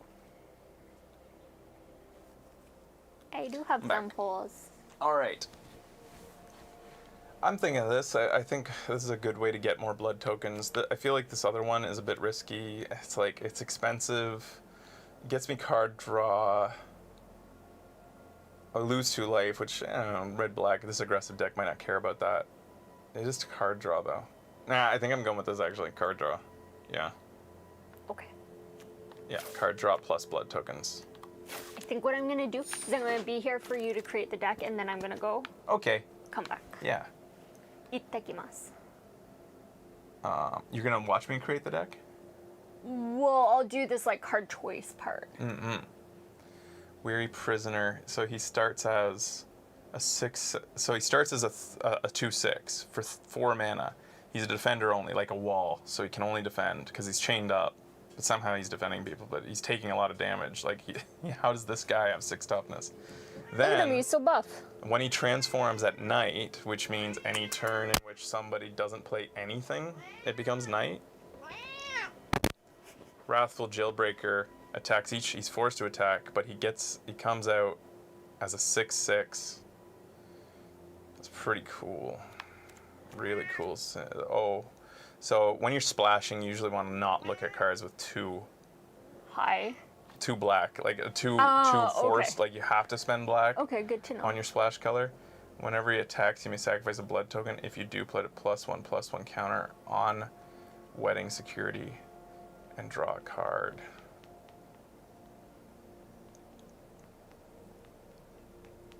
Card draw. Could we potentially? He's a 4/4. Could we potentially not? But this guy's pretty good too. But his blood tokens. Could we do more than just splashing at this point? Like, we have how many more picks going? 13 more picks. Yeah. And you know lots of black will be coming from that way. Yeah. Or, we think. Another Rending Flame. Don't we have More 2 of removal. those? It's cheap removal. I feel like maybe 1 more piece wouldn't be horrible. I think that'd be better than the body, honestly. 2/6 defenders. That's a very weird card. It's like, is this good? Like, I don't know how day-night really, how often does it switch? Day-night can turn into a bit of tug-of-war because you can pass your turn to make it night, and then your opponent can cast 2 spells to turn it to day before it's your turn. So I could make it night. He becomes a 6/6, but he can't attack yet because I just passed my turn. So I have to hope that he doesn't cast 2 spells on his next turn in order to keep this 6/6. I've never played it. I don't think says it Zyok. seems so. All the control is in your opponent's side to decide how this plays out, really. So I think I'm choosing between these 2 pieces of removal. Oh, Gluttonous Guest. When it enters the battlefield, create a blood token whenever you sacrifice a token. Oh, you're just getting. It's a 1 foot now. Yeah, cool art, but it's awesome. I love it. Oh my god. Yeah. I'm thinking between the 2 pieces of removal, this, which generates a blood token but is more expensive, or this, cheaper. I think cheaper. I think so too. So that's 3 of probably the last piece of those. removal I grab. And I'm very good for removal. I don't know, like, I feel like I'm stellar for it, but I don't know if the meta's changed where removal's more abundant than it used to be. But another Undying Malice brings back your favorite. If you sent him into battle, he comes back, which could be really good for some of these like early drops that are really front heavy that are meant to kind of die after they attack.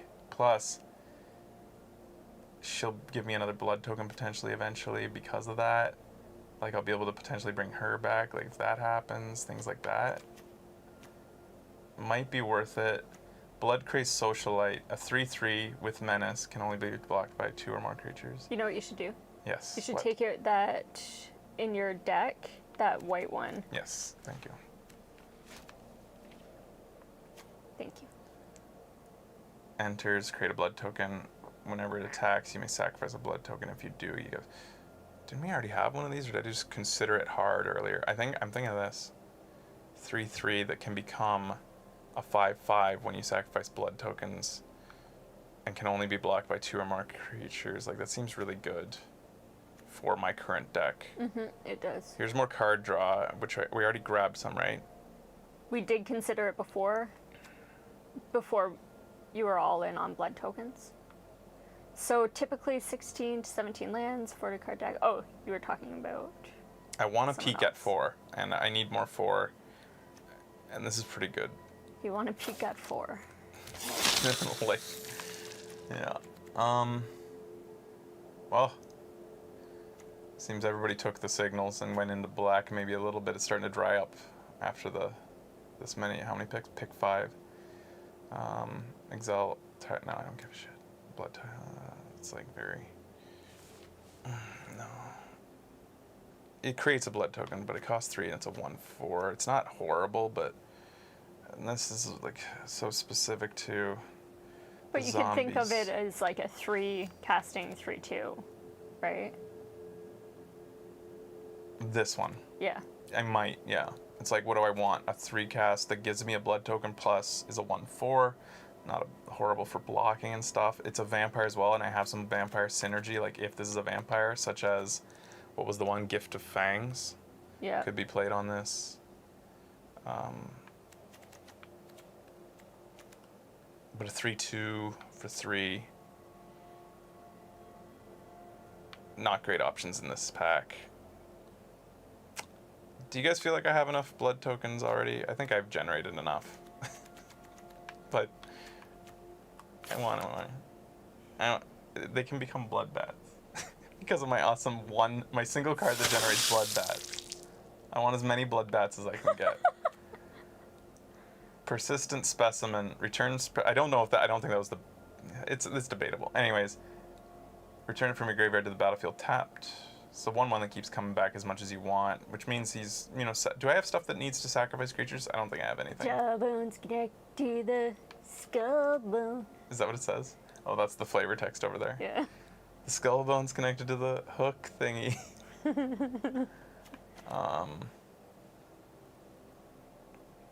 We've seen this one a bunch of times and never even It's considered horrible. it. It's a terrible yeah. card. A 1/1 that can come back as many times as I want if I needed a 1/1 to come back. Late game, that could be kind of an annoying chump blocker. Sticky. Annoying.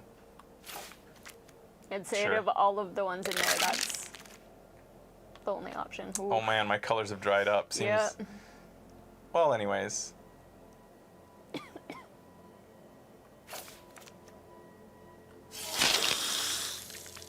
And the festivities. I've been debating that for a long time in many packs, and it looks like I got one in the end. All right. Equipped creature gets +1/+0 and has whenever this creature deals damage, create a blood token. Equip for 2. Gives them only +1/+0 for like 3 mana total, but it can be re-equipped many times, which is nice. That's nice to move around. Yeah, I'm gonna grab that, I think, unless. No. Hugo passes out really quick. He does. Do you play 2 games in this against an opponent, or is it just one like Hearthstone? Like usually this is it's so 2 much best 2 of 3. work for potentially one game. Oh no, I think minimum 3 games. Okay. But I'm saying, do you play? It's best of 1 in quick draft. Okay, so in the normal draft, it's 2 of 3 against every opponent that you face, and you're guaranteed 3 opponents at least. Okay. He just creates blood tokens, and then this is more wipe the board potentially. Like this has a lot less value, like cards like this, because it's best of 1. Because otherwise you could sideboard, like between like after you've seen their deck. Right. Right. A 2/2 for 3, sure. More bodies potentially. I might not even play it. It might. Oh, another free lacerate flesh, or this guy. I think I'm taking this guy. I'm gonna see how that goes. Do we have a lacerate? No, we don't. Do we? He only defends for 4. That's very slow for what my deck wants to do. No, I'm taking this. I might not run that much removal, but I'm taking it. Oh, another one of these. Okay. Aim for the head. Exile target zombie. Target opponent exiles. No. That's like What? That's a sideboard card for sure, but I won't be able to sideboard in this draft. Well, you aren't going to be using I'm white. hate picking. It doesn't matter. Yeah, it's true. I'm not playing these guys. Sometimes you'll hate pick late and be like, Yeah. I don't want you. Like, you shouldn't be getting that good of a card this late. I'm not in that color, but I'm not letting you have it next Right. to me because there's nothing else in here for me. I'm hate picking. Yeah. You know, sometimes you do that. After drafting your final card, common and uncommon cards that exceeded 4 times increase your vault progress? What?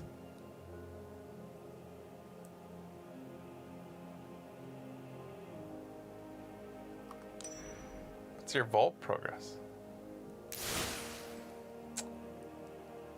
Is this the sideboard that I'm looking at here? Basically, opening the vault gives you a handful of wild cards. Okay.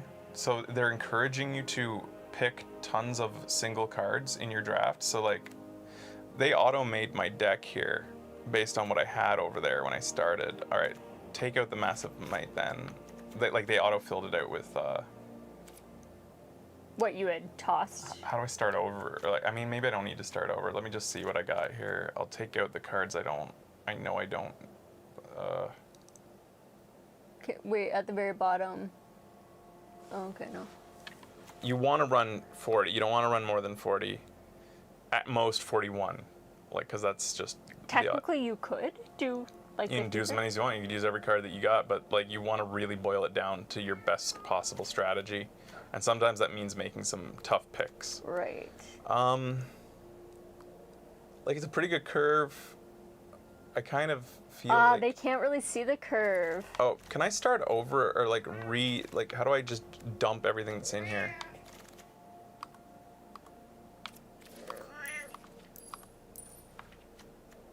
Can I do this?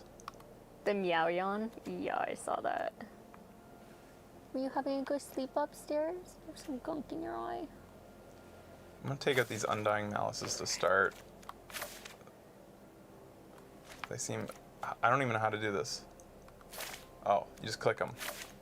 Oh, okay, that seems fast. All right. Ceremonial Knife, kind of expensive. I'm gonna boil it down to... I'm gonna take it all out and start with the creatures.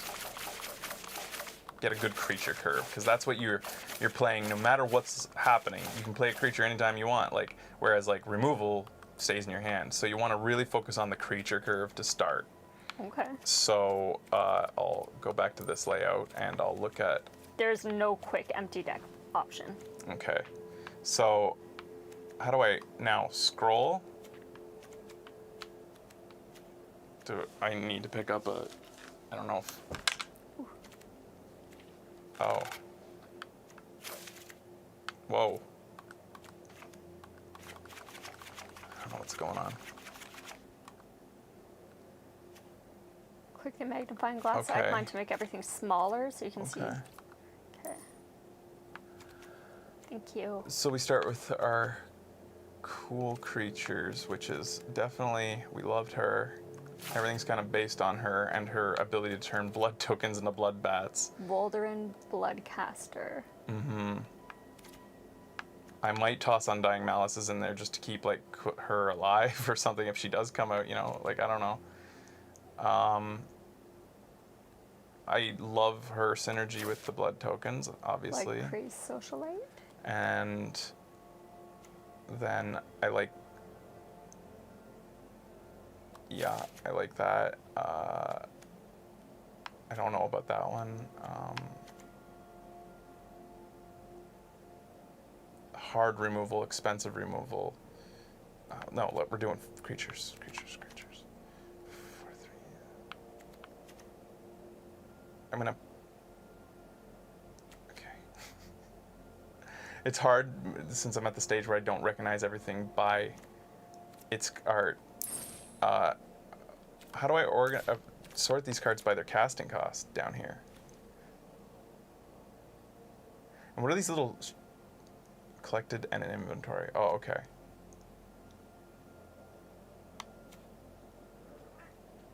Yes, buddy.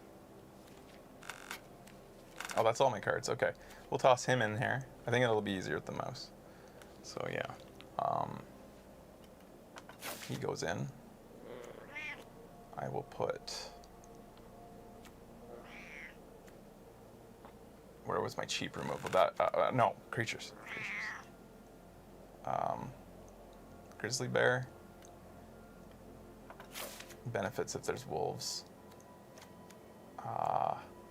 The Hypnotist, aggressive.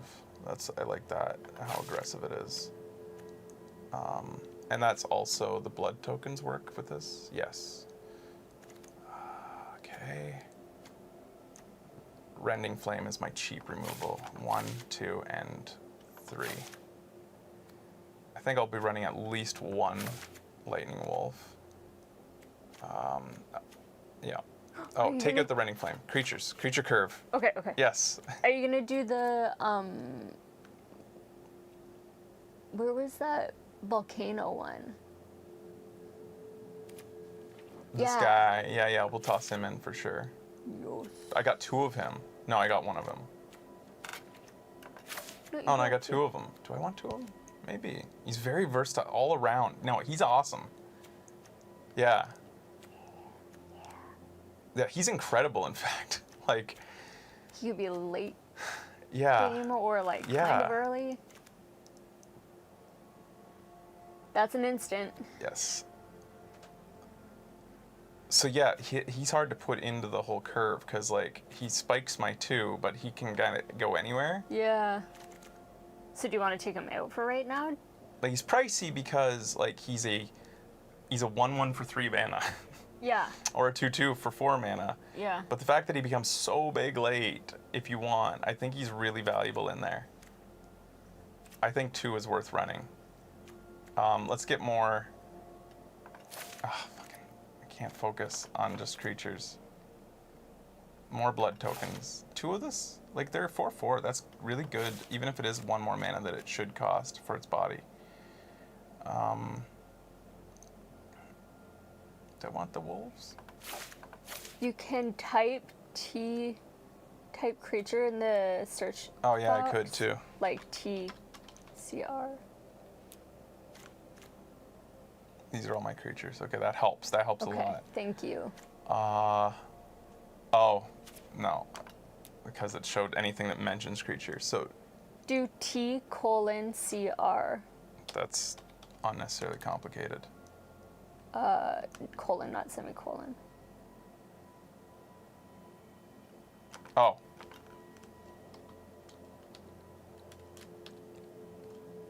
I use a Japanese keyboard, but... Oh, okay, so this is all that's left. That makes it a lot easier. It's hot. I'm doing this now. Hi, that's fine.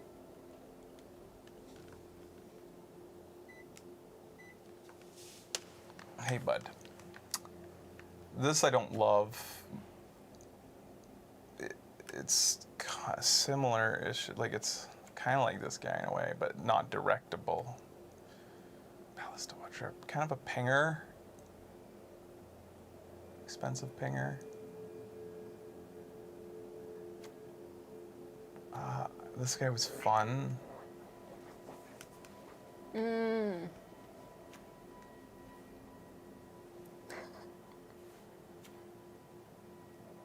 Yeah, I want to create more blood tokens.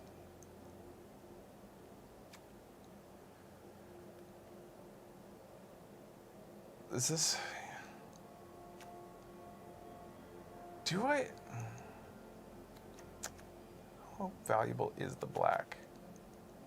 She is so cool. Yeah, splash. We have to do the splash. So how many creatures did you say is usually the rule? Again, remind me. I They have want to 17? say 17. 16, 17. Sounds right. 15 creatures. So one more?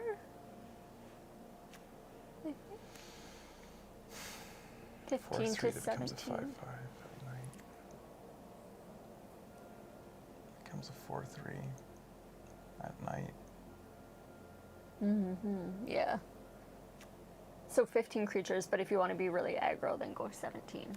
Yeah, I was thinking like, because if you don't have too much card draw, you might run out of steam really quick. So looking at the curve, what do you need?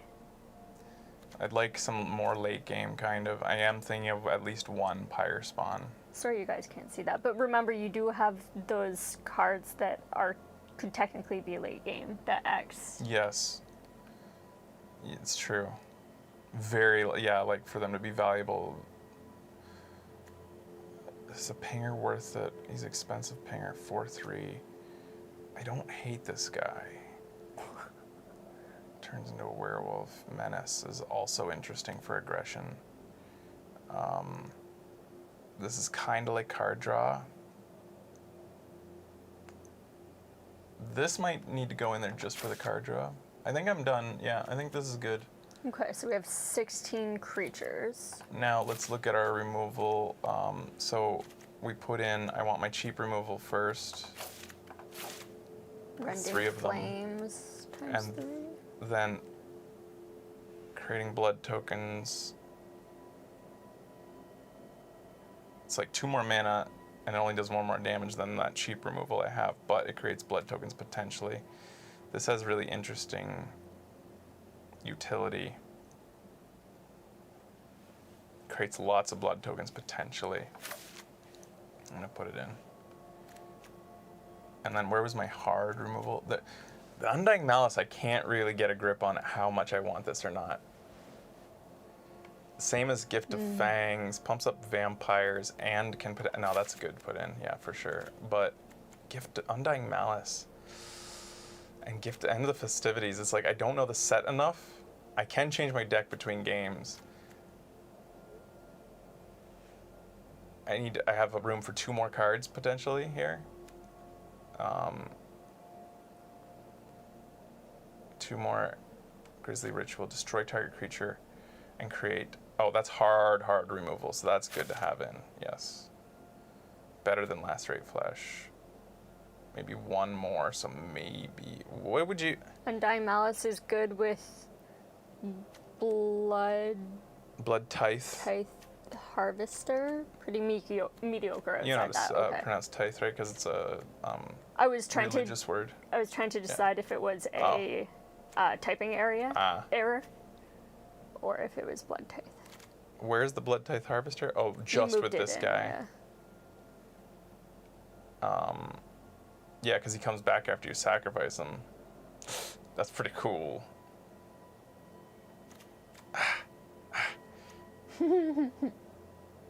I think I like it better than another piece of removal. At least 1. I'm putting 1 in.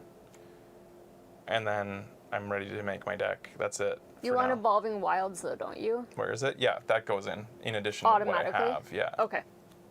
It'll be the first land to go in. Okay. 17 land is about what you want to run, so how do I get it to generate the rest of the land for me now? It did that earlier. Do I say done and it'll fill it out? No. How do I? It did it before for me. Yeah. I think I pressed like a button over here, like Land button at the top, then hit suggest lands. Land button at the top. like this. Suggest Okay. land. Thank you. Usually for land, you have to do this like complicated like math to figure the best ratio when you have 2 colors. Good. So how many land did they put in there? They put in 7 swamps. I'm gonna overrule that. I'm gonna take out 1 swamp, at least 1 swamp. And then it moved it into mountain. And Did it? Oh, it didn't. no, I'll toss in a mountain. I think I'd rather that. 6 swamps, 9 mountains. 10 mountains. 10 mountains, For some 6 reason swamps. it- I think that's because my black cards, while they are, I do have some low casting cost ones. I want like 1 later in the game, but I don't have a lot of cards that require 2 red though, so maybe it's not a bad idea to have. Nah, I'll go with their suggestion. Sure. Do you want to watch the first game? Well, I think I have to. Like, Here I go. I'm not sure how good this is. It's hard to do this. This took me how long? And this has been 2 hours. Just drafting. But like I'm learning, I'm reading about the set at the same time. Totally. It'll be faster every time you do it. Let's see how this does. Yes. Good luck. That's his avatar that How he do you chose. get an avatar like that? I want him. All right. Oh, both my cool vampires.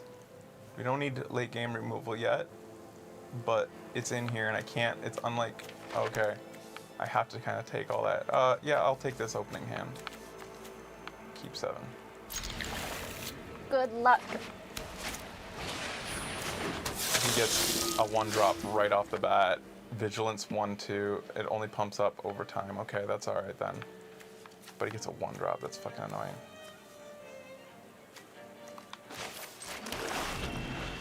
There's like orchestral music, like Yeah. chamber I love it. orchestra. We're at the vampire's party. At the wedding. They're both the same card. Okay.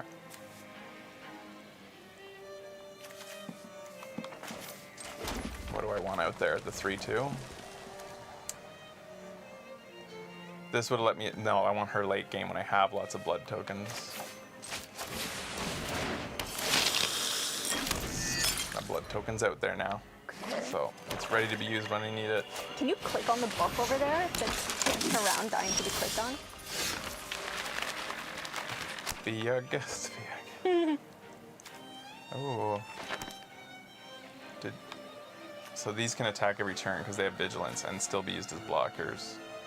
She has 2 of them. A 2/2 Vampire Slayer. They have Vampire Slayers on their side. Uh-oh. Well, I don't want the Vampire Slayer facing me.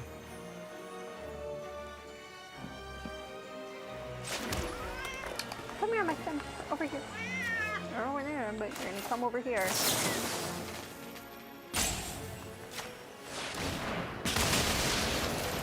Do I attack? They'll destroy my guy, but Do you I'll care? only get 1 of them. Not now.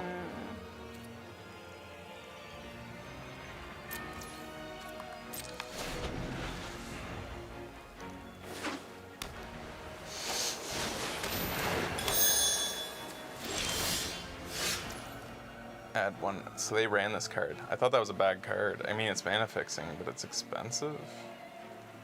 I don't know. Doesn't matter to me.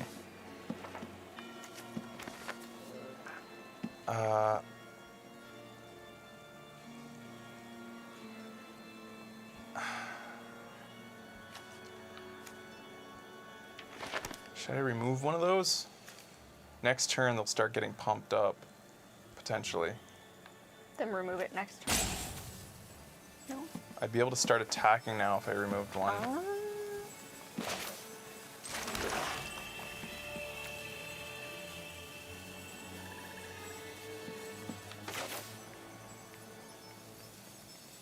Not yet. I want to see what they get out. I think I'm doing the right play here by not attacking yet, not being aggressive. This deck wants to be aggressive, but they immediately put out some decent. Okay, yeah.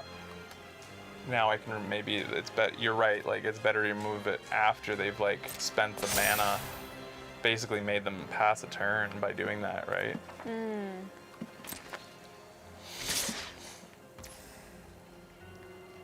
I take through 2 damage, but like they had to spend 5 mana on a turn and didn't get really much out of it. It has vigilance, but yeah, I'll let it through. And now I'll destroy it, I guess, right? Because it does 5 damage. Yeah, my turn. Create a blood token when it attacks you, may sacrifice. And if you do, it gets +2/+2. Okay. Anyways, now they are open to some attacking.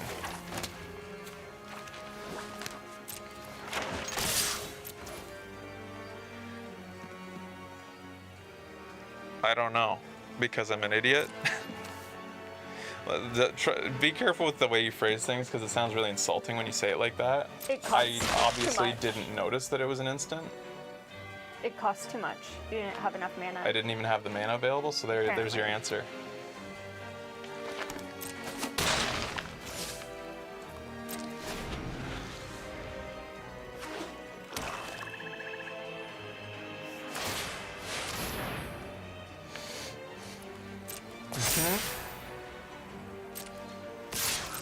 unfortunately, those are still vigilant, so they get to attack and stay open for blocking next turn.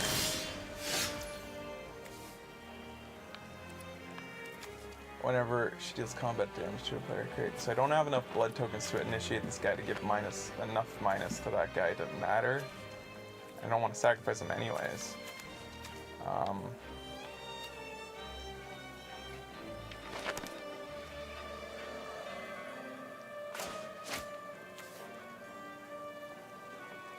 They have no surprises.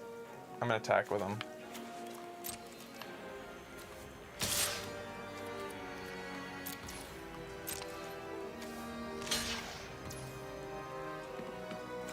The key thing about his ability is that you don't need to sacrifice the blood tokens that he uses. It just says for the number that you have, he does that so much, like, good stuff. So this guy can become a 5/5, can become a 7/7 next turn, potentially. Oh no, hard removal.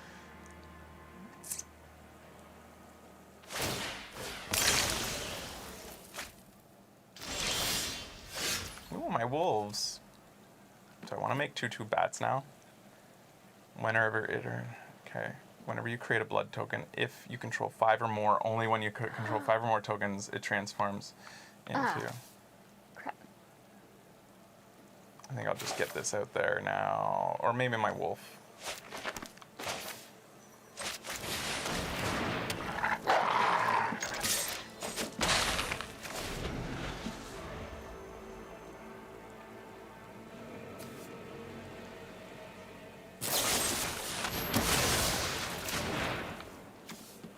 Yeah, blood tokens are great for fixing, like, you don't want to get mana flooded late game, which is huge. Like, especially in limited, you often end up just drawing into mana.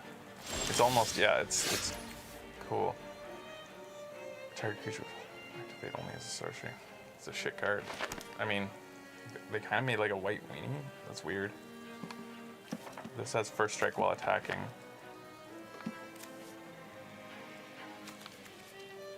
Alright, I guess I'm definitely, well, do I want to equip her now, or do I want to spend the mana bringing out my 3/2? I probably want to do that. I want to bring out more stuff, so I'll just attack first. No, I don't think much potential for surprise. There's only one card in hand over there. 2 swamps open. I have way more card advantage. They only have 1 card in their hand. Cleave, destroy target attacking creature. So that's fine if you want to use that on that. That's fine. And I get an extra blood token. When she dies, she gets a blood token out. Alright. You're welcome. This comes out now.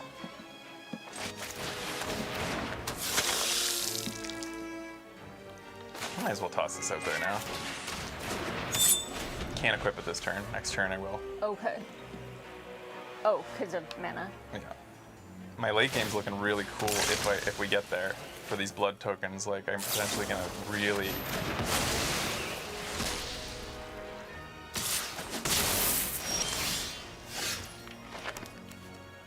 What did they do?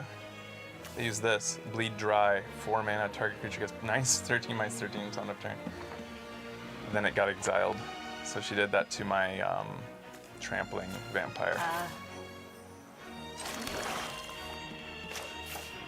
2 blood tokens. We now have 5 or more.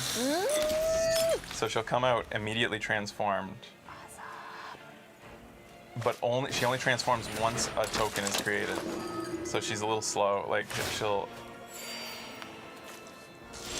But whenever another non-token creature dies, then you create one. Yeah, so there's potential. Okay, 1/1. 2 of the same. That's fine.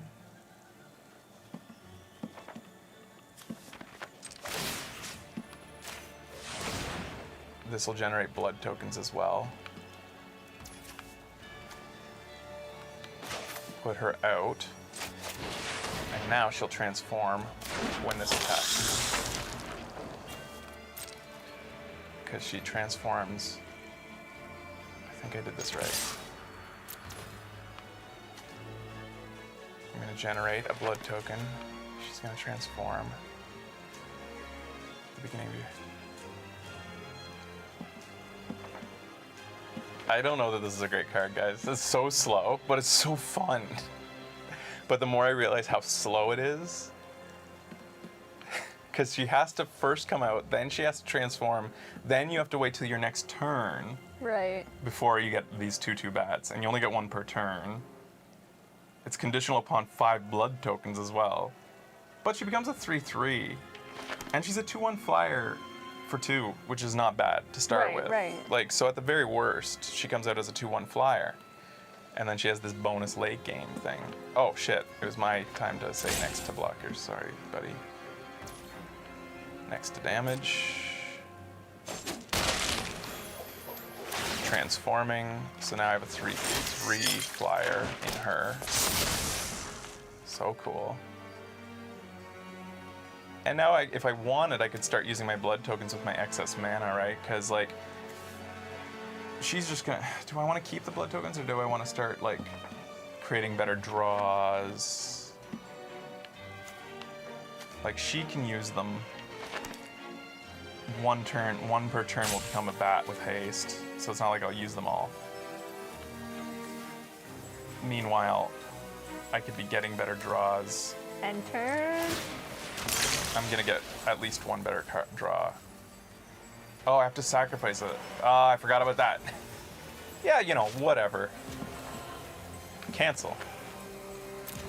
I forgot about the discard. I am new. It's my first day. Yeah. I think we're in a good spot. This feels good. 3/3 flyer. Yeah.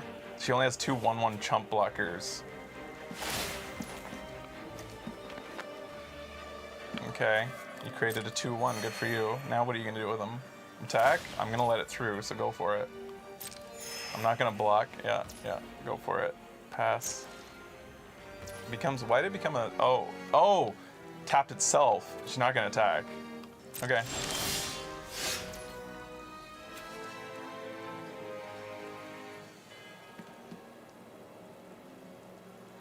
On the beginning of combat. Okay, that's why. Okay. This is where the fun starts. Yay! We got to use it right away. This is so fun. Bloodbat! Go! Go, buddy! Hey, he doesn't look like a bloodbat. He looks like a normal bat. He's got blood in his eyes. Didn't let me do any of the fun. Aww. That's the other sad part about fun cards. You usually don't end up getting to do anything with them. Because people always, like, once they finally trigger, nobody wants to fight them anymore. We all had a little fun. Okay, dude. I gotta run. Okay. That was cool. I hope you continue to win. I hope so too. I gotta get my Bye-bye, Becky. mic. Could you just toss me a half and half coffee before you go? Toss you a half and half coffee. Yeah. I can do that. I'll bring it down gently though. Bye-bye. I'll take any suggestions, sure, if you have them, if you saw what do you think I should do to alter my deck? Do you have, I'll accept suggestions. As long as it's not a complicated one. Like, I don't want to overhaul my deck. I don't know if you want to make Hugo, but you be a good boy.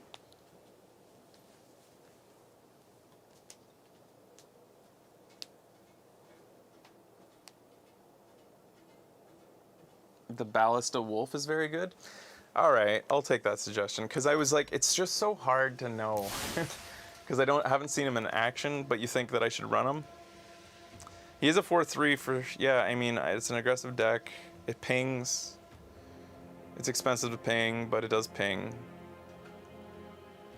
I would consider taking out that late game card that I was debating. Wait, I didn't end up putting it in. What would you take out?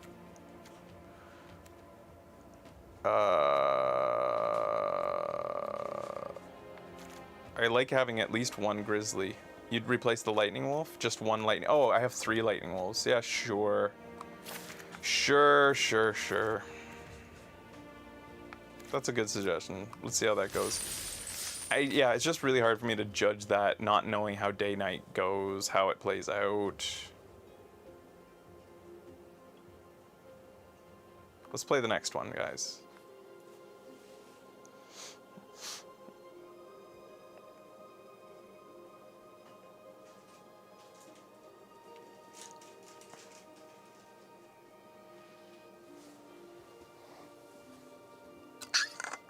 When it's night, you can pay 6 mana to deal 2 damage to one creature or take a...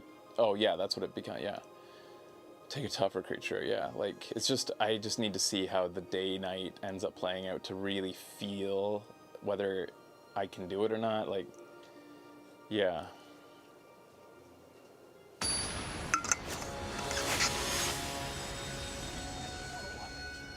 Thank you. I think that's it. Thank you, Becky. Oh, there you go. There you go.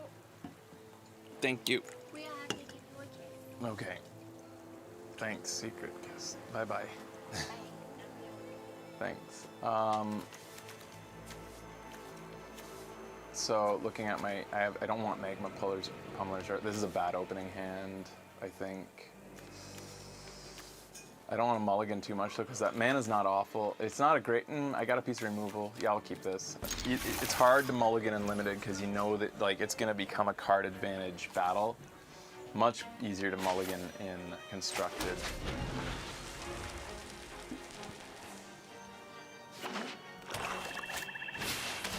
You're gonna be running some blood tokens too.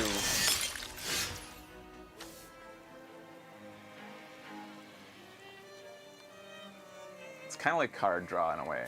You're getting back stuff. I kind of wish I had at least one blood fountain, but they came earlier when I didn't see what I would be going into. Anyways, an expensive drop for him early because, like, oh, it only costs 1 black. That's cool then.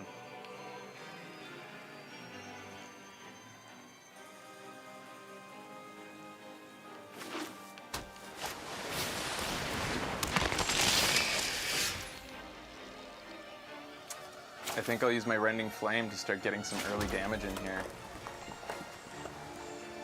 I hope that this doesn't benefit him with... I know I have an abundance of removal, and that's the benefit of knowing that I have an abundance of removal.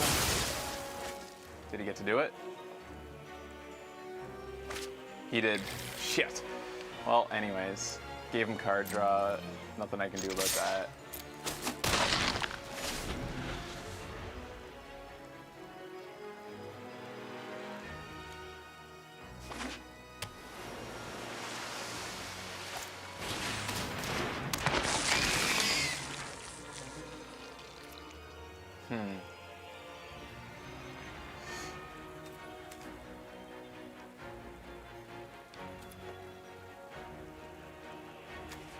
I wonder how many he got. If you're going into zombies and you get a lot of these guys, holy shit. Probably when people are drafting, they grab a lot of them if they can. And that's dangerous in limited. I had 6 in a deck once? Yeah, that's pretty powerful. Should I bring out a 2-2 that might end up... I probably want him to be a 3-3. So I'll wait. I'm gonna bring out this 2-2 then. Another blood token. Put out the knife. Love those sound effects. No attacks, no attacks. Magma Pummeler is gonna help maybe. I hope this opponent does not have 6, yes.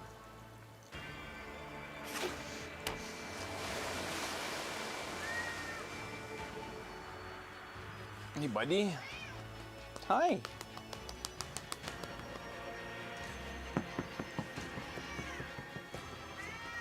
Yeah, you don't know how bots prioritize taking them. It's hard to know, like, the meta, if it's bots, like whether they get snatched up or not. They're definitely running zombies. So if I was like, you know, playing the guys I drafted with, I would be able to be like, oh, so this guy got all the zombies that I saw going by. But like, this is quick draft, so these are not in my draft pool, these players. I think it's time to bring out the Magma Pummeler. I'll pay 3. That's all I can pay.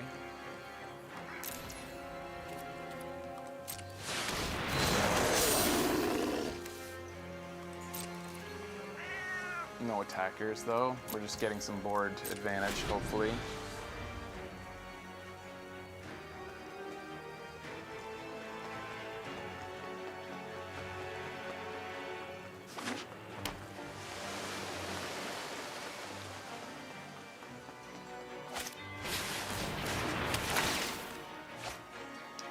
What did you do? What is this? Wedding Invitation. When Wedding Invitation enters the battlefield, draw a card.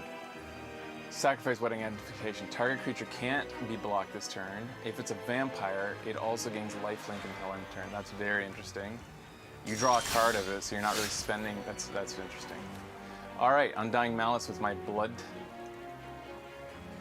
Tithe Harvester here. But I don't have enough blood tokens to make him take down the bear.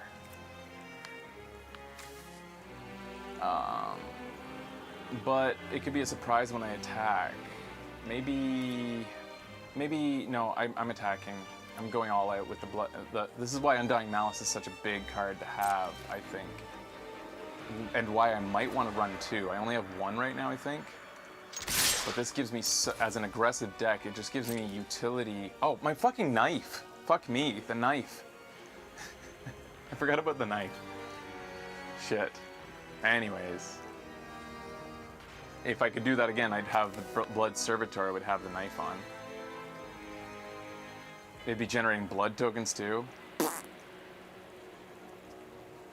I'm being distracted by a lot of things here. I'm reading chat, petting a kitty, learning a new set.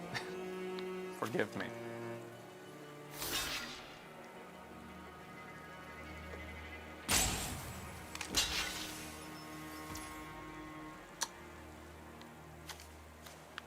I wonder if he has any tricks. Anyway. At least we know that the Blood Tithe Harvester will come back if this goes badly for me.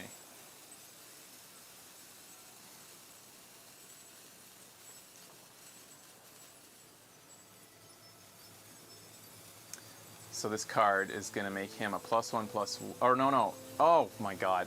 All right, this I've been misunderstanding this card. I thought it gave +1/+1. All right. Fuck. I'm learning. So it's definitely dying. Target creature becomes a 5/5. Oh no. This is going badly. But at least I'll be able to split this damage up. So there's that. Did he know this? I don't think he knew this was going to happen. I think he forgot what magma... I don't think he expected to lose his zombie bear. He made a mistake too. I made some mistakes, he made some mistakes, I think. The way he's flicking around the cards looks like he doesn't understand or didn't know this was going to happen.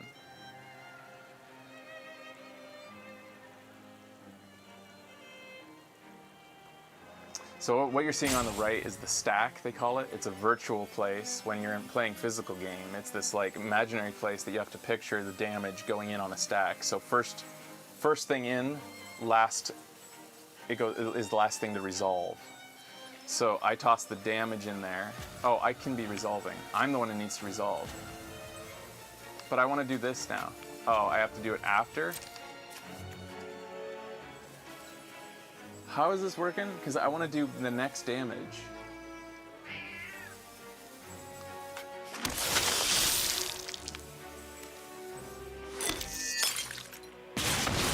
Oh, it can't distribute it like little splats like Becky said? I thought that I'd read it like you get to send...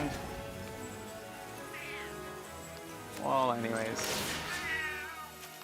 This hurts my pride because it looks silly, the fact that I did this after combat, but... For all he knows, I had something in my hand that I didn't know that I was going to play or not. It's all to one target. I thought it was like such good flavor that Becky mentioned, that the idea that he'd blow it when he dies, splats go everywhere, so you can decide where they go. He had 4 cards in hand. I didn't think that the board situation was that bad. I thought that he had a chance. I was the one who was worried, I thought.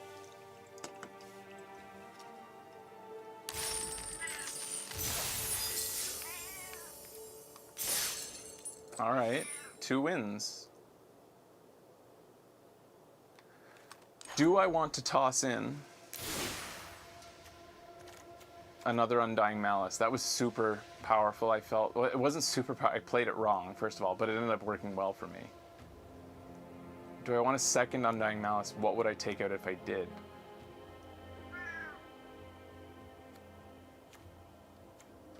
I don't think I want to take out any creatures, so it'd be a question of whether I take away my perfect removal late game, considering how much I have of Rending Flames early game, or would I get rid of the Servitor since he's an expensive 2/2?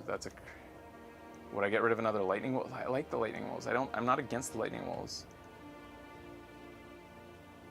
You think it shouldn't be more than one? Because it is utility.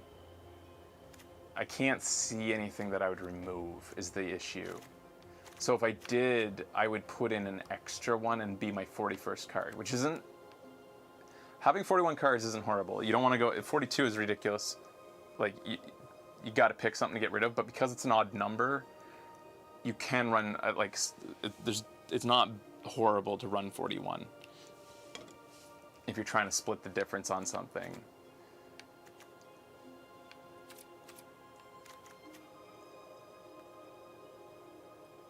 I like that it makes my guy sticky.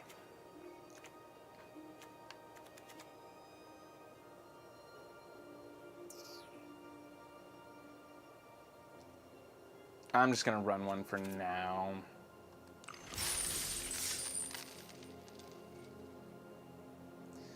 It's a bad top deck, but I have the blood tokens to discard it and get a new draw, right?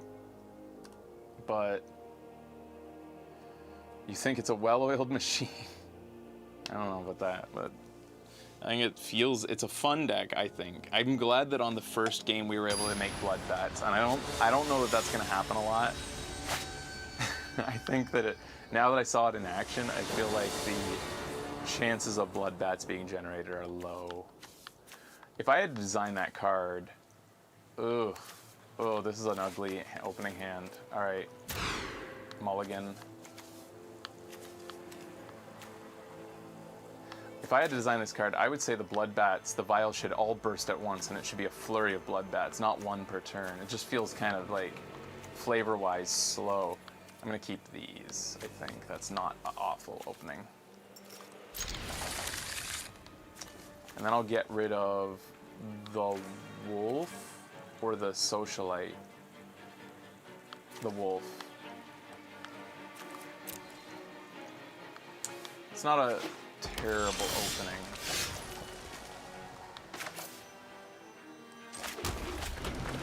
We'll probably play the 2/1 flyer. Instead, depending on the board state. Okay. Deals damage equal to the number of wolves and werewolves you control to target opponent. That cost him 4 to do, otherwise it's a grizzly bear. Do I want to trade the 3/1 for that? Because I'd rather not trade the 2/1.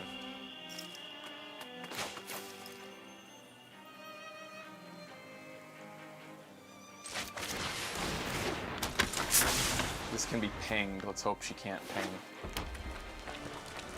They both could be pinged regardless, so... Blood Hypnotist. Can't block whenever you... Oh, so this is an aggressive deck we're facing here. Whenever you sacrifice 1 or more blood tokens, target creature can't block this turn.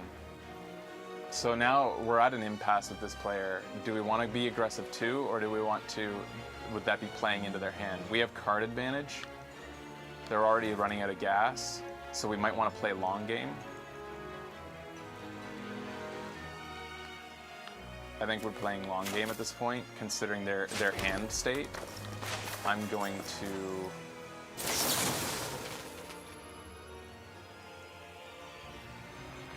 They're about to get 4 mana, right? To target opponent, I don't care about that. Okay.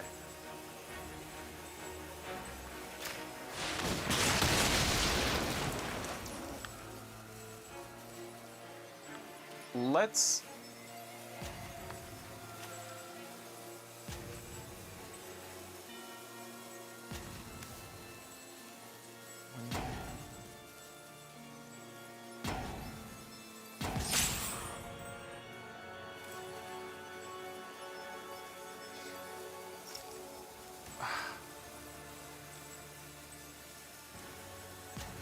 No, you know what? I'm going aggressive. I think I can outplay you. Okay, that's fine. Let's trade. Yeah, that's what I wanted, because if they attacked, I was going to chump block anyways. I think I can outdo them in aggression, because I think they're going to run out of gas before me. I had to, like, really think about that. Sorry, I kind of, like, looked like I just went catatonic. Yeah, this guy went full aggression in his deck. He's even got face pinging to smooth him out.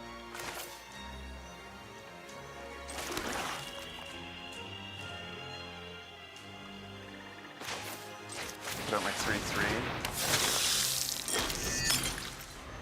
Could be a 5/5 next turn.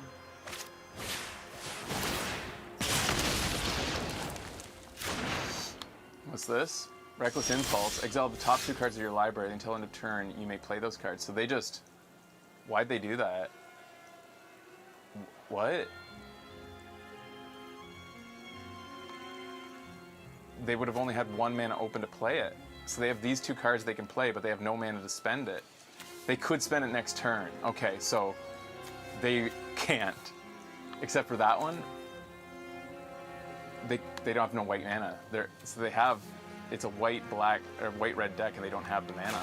They're mana screwed.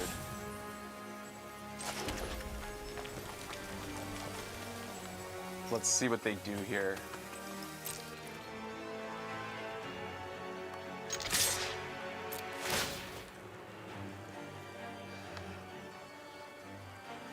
It seemed like they were looking for land, yeah. They're having bad draws. You take the good with the bad. That's the frustrating thing about collectible card games.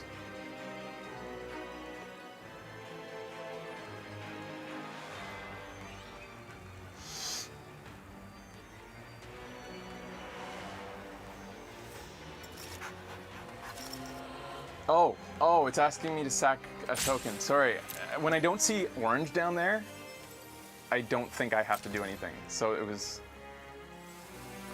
Sorry, dude.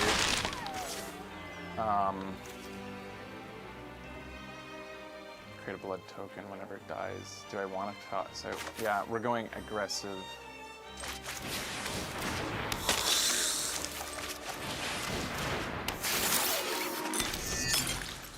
So...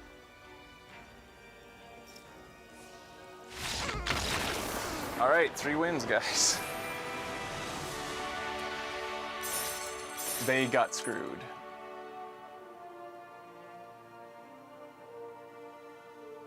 I think the last opponent shouldn't have conceded. I think they were doing fine. That guy got screwed, so I feel like we've only had really 1 true win so far. But you know, this is how the game is played.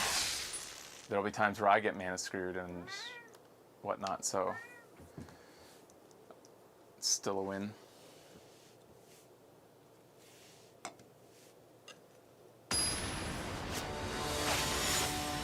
There are times where you start to question whether you know how to play the game when you get screwed or mana flooded 5 games in a row and you're like, do I know how to make a deck? Like, am I doing something wrong? You know? The game can definitely be frustrating. This is not great. Looks like a potential mana screw.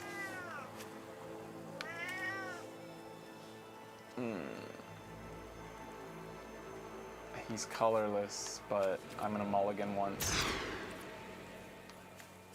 This is still not great, but We know we'll have land. I'm gonna get rid of the black, one black. Or maybe I should just get rid of the 4-drop. I mean the 5-drop, knowing that I'm not gonna, and keep all that. Yeah. I'm gonna do that instead. No, I'll get the mana I need when it comes. I'll get rid of the black. Yeah, that's what we want to do.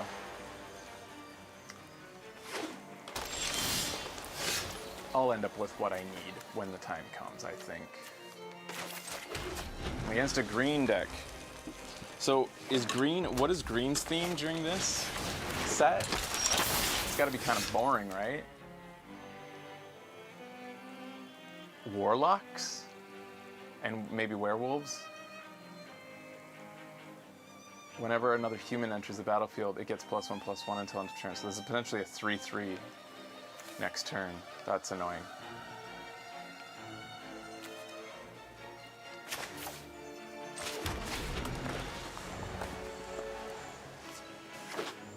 This person might be ramping really nicely.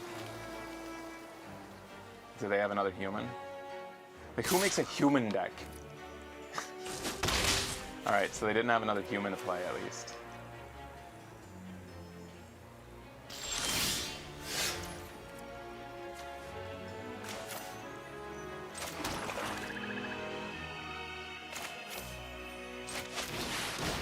I have my 3/2 out.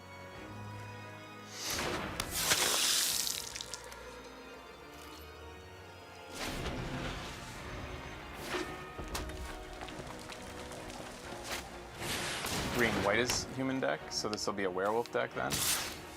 The Howling Moon. At the beginning of combat on your turn, target wolf or werewolf you control gets +2/+2 until end of turn. Okay.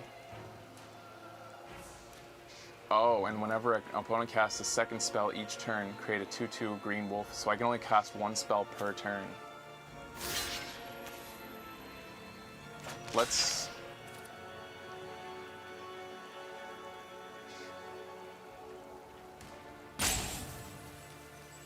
I'm pretty confident, I think, in late game for me right now. That's why I'm allowing this.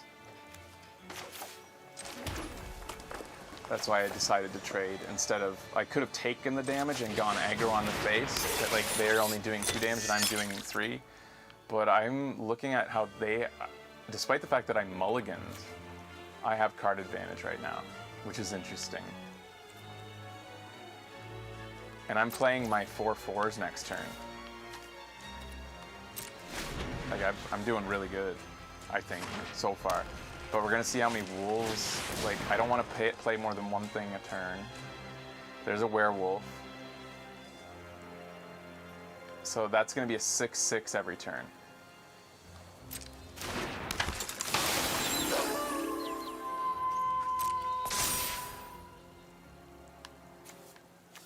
Okay. That's pretty good. But they can't attack this turn.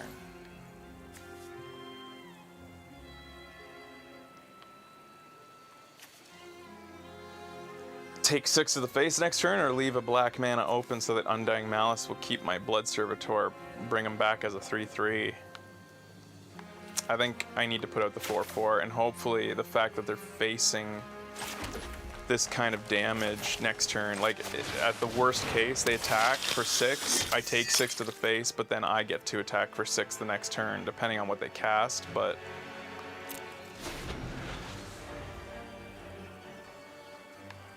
I got 2 blood tokens now. This guy had a good draft. This spell costs 2 less to cast if you control a wolf or werewolf.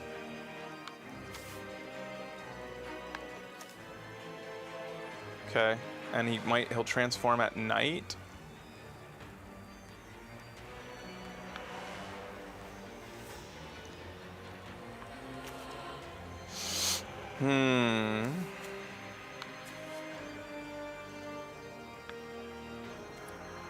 I'll take it. We're gonna be trading, but they have the advantage because they did damage first.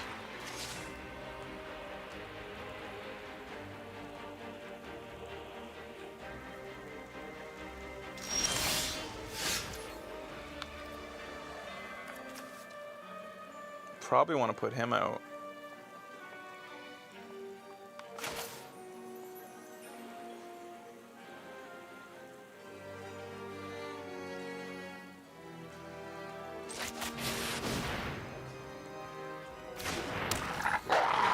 It's hard to know if I'm doing the right plays here.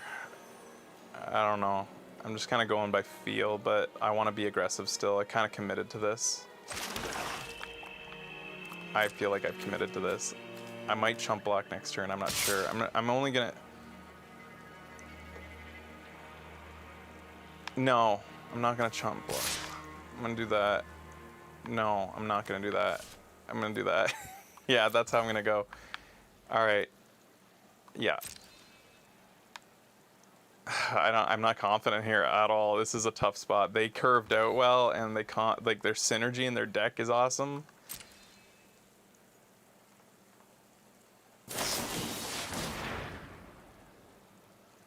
What? But they didn't. What?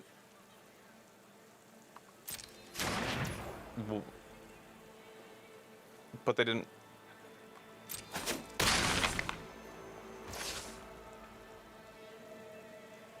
Okay, they just.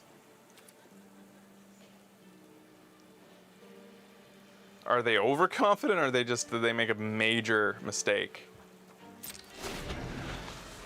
They just they pumped their creature even though it wasn't blocking. They forgot to make them a blocker. I think they made a mistake.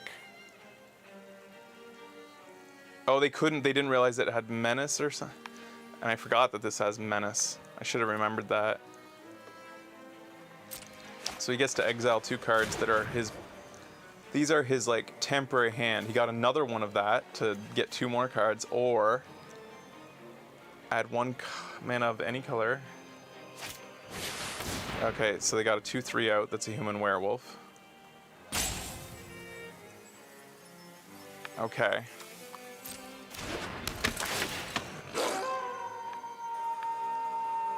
I'm probably gonna chump block in order to.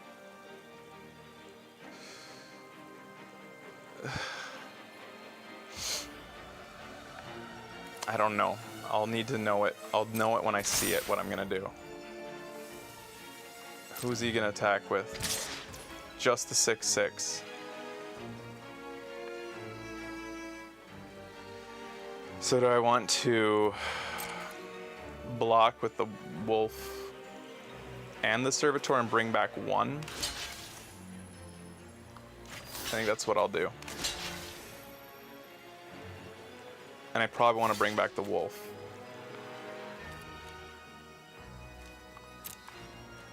So I'm going to use Undying Malice on my wolf to bring him back.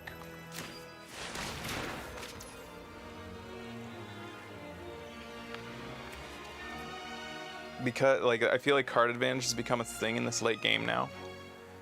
Because, well, he only has 1 in hand. Board advantage and card advantage is going to probably be how this plays out, and I might be turning this towards my side because of that. Grisly Ritual, do I use it or play a creature? Could he potentially play something even better in a bit? This thing can transform at night if he passes a turn, right? But then I can make it day by... How do I make it day?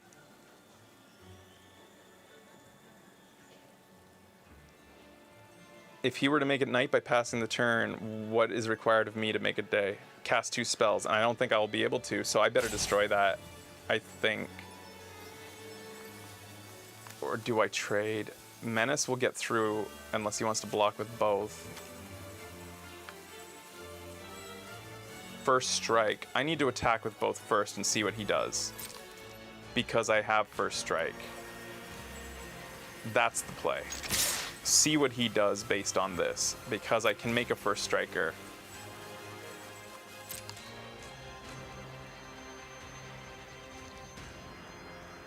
Oh shit! First Strike's a sorcery? He's letting it through? It didn't matter. I gotta learn my own deck, let alone...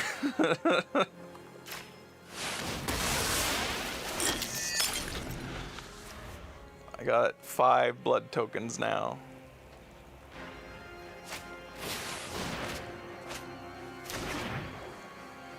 I think he's making bad plays, so am I, so it's evening out.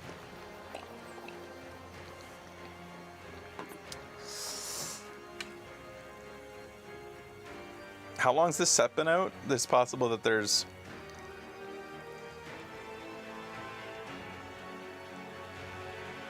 Oh, does it take into account not just your current run, but also how you are in limited in general? Like, so it's not just tossing me into... There's a limited rank. Oh, okay, so that's better than Hearthstone too, because Hearthstone doesn't care. Hearthstone, I'm pretty sure, places you against the entire player pool, so you could be going up against people who are like, you know, Trump level of play or whatever. The guy named Trump, I think, is a big Hearthstone player. You could be against beginners or anybody. Like, it's all... I'm pretty sure that's how matchmaking works with Hearthstone. It's like the players... It all... Yeah, that's how I think it goes. Nature's Embrace. As long as Enchanted Permanent is a creature, it gets +2/+2. As long as Enchanted Permanent is a land, it has... Okay. So we made that a... Okay.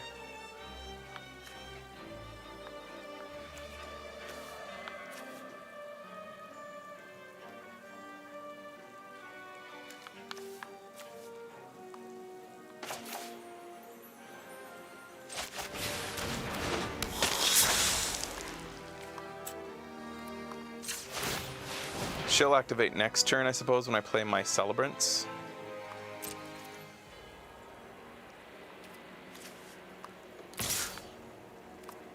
I should have looked at what they have in hand. It becomes night. Discard any number of cards. Draw that many cards +1. Is that thing going to become a thing? Shit. Shit.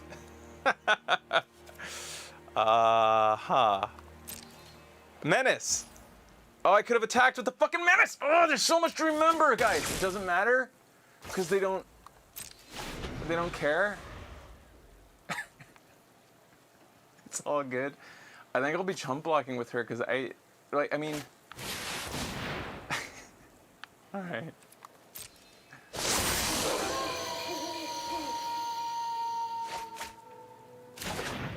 Like, they don't have enough cards...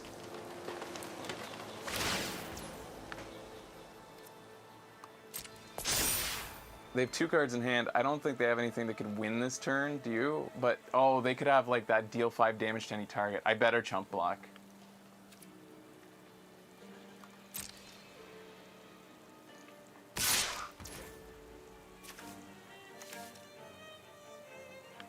I'll go to blockers. I think it's only safe to chump block, and in case they have a spider in their hand or something, or, like, I don't think they'll have multiple blockers. I'm just thinking they could... It doesn't matter, they're blocked. I should keep the flyer.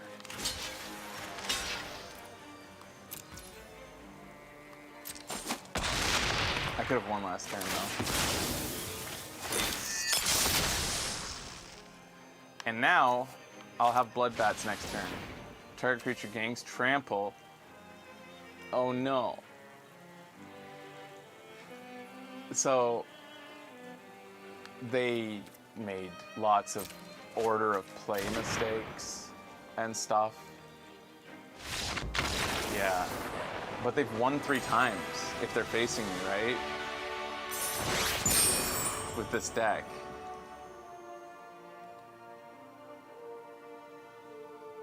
Not necessarily, but like... Alright, well that was... I made tons of mistakes, and I'm glad that I'm being, like, placed against people who presumably are in the same camp as me, learning the set, learning the cards. It feels fair, at least, because I think there was an equal number of misplays on both sides of the table. Man, so many, like, you think you know the cards, but, like, there's so many little nuances in the structure of the wording that can make it... And I kept forgetting Menace. That's a huge thing for that 4/4. The fact that it can't be chump blocked. Not only can it not be chump blocked, it just can't be, like... like, Menace is huge because there's so many reasons, but I'm gonna focus now.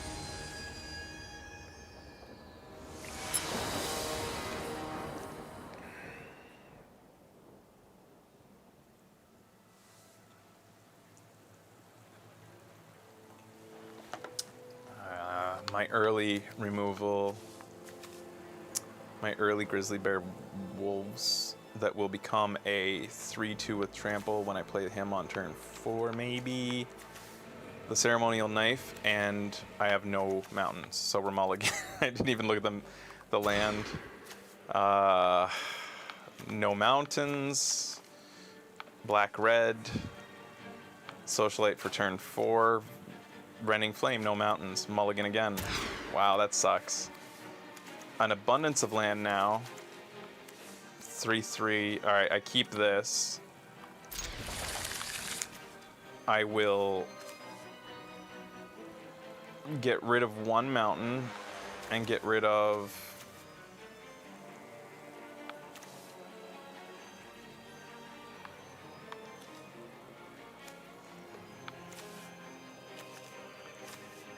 the wolf. I'll have another land by turn 4. I'll have another land by turn 4. Or I'm like, you know, well, we don't want to play that. We want to keep, if I played this, I'll have one less hand in my, I want land, so I'm not going to play Evolving Wilds, because that takes one land in my deck. Just a slightly less chance of drawing a land next turn. Well, that's how Hearthstone fixed Magic, right? They gave you guaranteed mana ramp. They took land out of the equation, and it was very smart. Nobody likes that. Nobody likes land. Magic's done a lot in the way of fixing how land works in the game by like adding dual lands, adding like these, you know, look for lands. In like, it's just, they have creatures that are also lands that can, like, you know.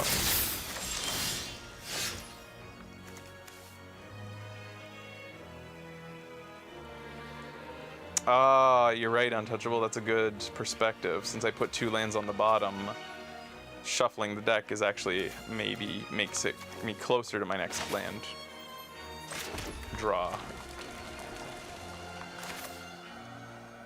But since this brings it in tapped, I had to do that now. And now I have a land I can't use on turn 4. Shit, I should have done Evolving Wilds early. Yeah, shit. Let's hope I draw another land, because, yeah, I won't be able to play either of these cards next turn. Lots of things to consider. Well, at least I have a play. So I will use this now, and I get to play my Harvester.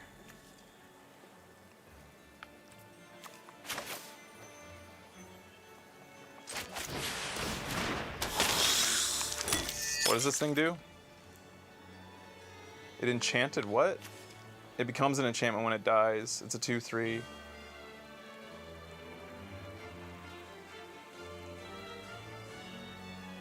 Oh, when it transforms, they decide the target, I suppose, to put the enchantment on. Anyways,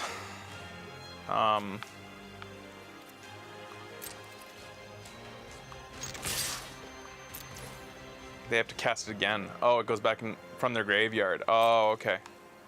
That's why it's a spirit. It like comes back from the dead kind of as a spirit. Let's go get a swamp.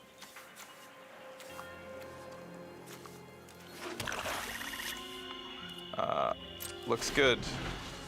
So he has massive card advantage in his hand. Massive. So we're hoping not to lose any unfavorable trades here.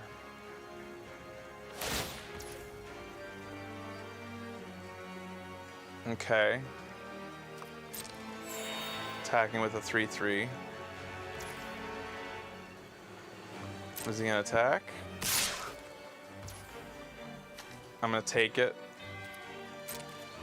knowing that I can attack with both my creatures next turn. It's got lifelink, which is annoying because it's going to slow down any aggression that I have, but fuck. Now they got the 3/3 that can sacrifice blood tokens to become a 5/5. That is an amazing card, and I'm glad I have them.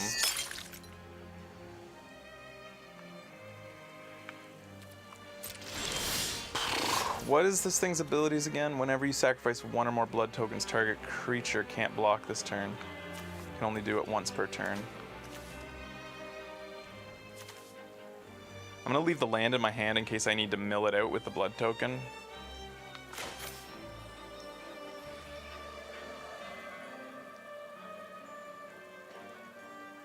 So it can only become a 5/5 when it's attacking. That's key to remember. Oops. No, cancel that. I don't want to use that ability. I'm just gonna attack.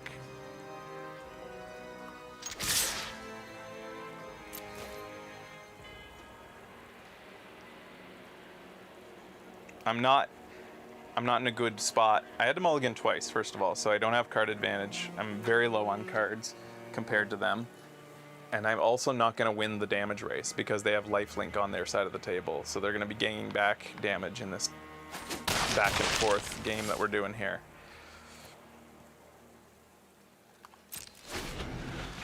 I don't know what I'm hoping for. What I'm hoping for is removal. That's what I'm hoping for. Decent removal to change the game in my favor, potentially. Restless Bloodseeker. Starts as a 1/3. At the beginning of your end step, if you gain life, create a blood token. So they'll be doing that every time because they have lifelink on their side. They're making their creature a 5/5. That's fine, I'll let it through. I'm gonna block the 1/1. Oh no, they tapped it. They're not attacking with that. I can only block one thing, and that's that. It's not a favorable trade.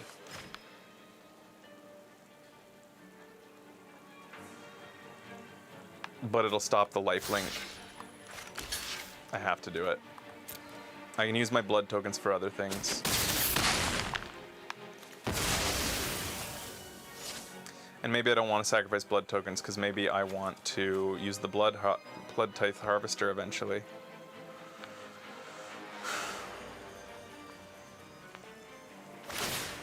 Yeah, let's hope I get some more.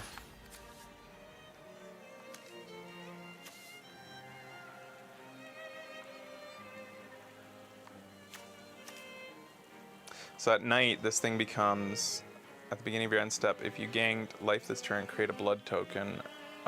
Each opponent loses 2 life and you gain 2 life. Oh, that's not even that. Becomes a 3/3 at night. Okay. I'm gonna wait on the Magma Pummeler. Since I'm lacking card advantage, I want that thing to be big. Because for lack of cards, I can at least have a powerful one come out. I will attack with everything again.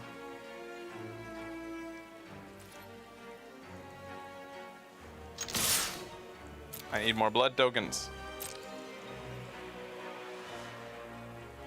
It's not nightbound. It doesn't turn at night. What?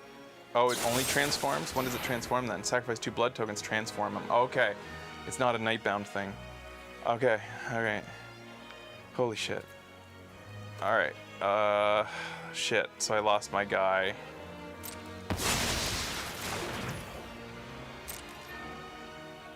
This is a bad situation, guys. Bring out my little wolf at least. I'm keeping the swamp just for the off chance that I'm gonna want to like cycle through it to get another card somehow, but I don't see how I come back from this. They've got this enchantment still in their hand that can give anything they want lifelink again. They have a nice deck. It's so like versatile and slippery, like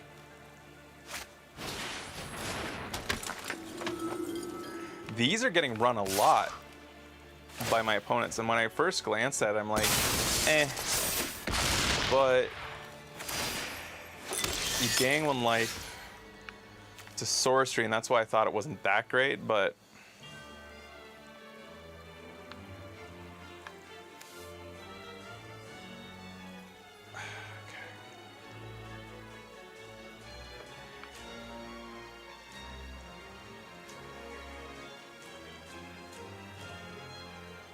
Feels like the game might be over.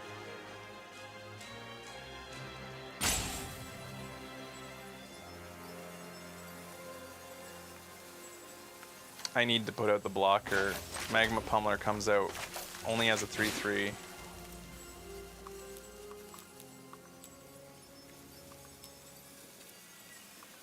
I think this game's over though. It's over, but I'm gonna play it out so I can learn a little bit more.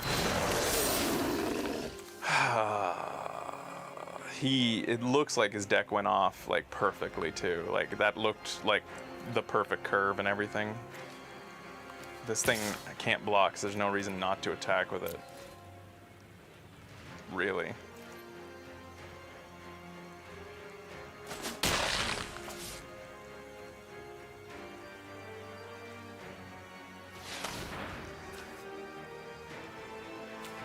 It's hard for me to value that. Like, it's just like, yeah, he can make a guy +1/+0, but he taps himself, and like, you need another body to use that. In addition, it's a sorcery. Like, it's so hard to see how that is great. I could see how it's great in a constructed deck, but as a 1/1 for 1 in limited, with training, it's very good with training. I don't know what training is. So maybe it's...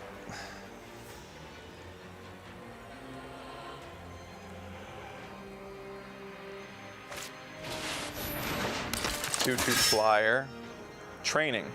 Whenever it attacks, you may pay 2 mana. If you do, target attacking creature without flying gains flying until end of turn.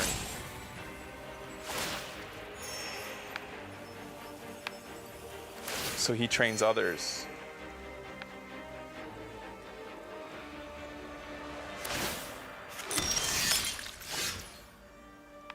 He didn't attack.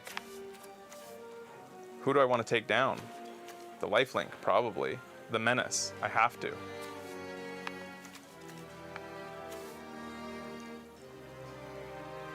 Not now, though. I can do it next turn when they attack.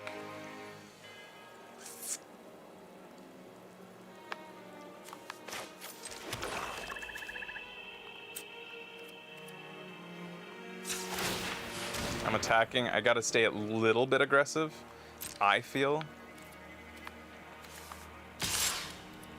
Because I think I can survive based on the board situation. I need to be, I'm desperate, so like...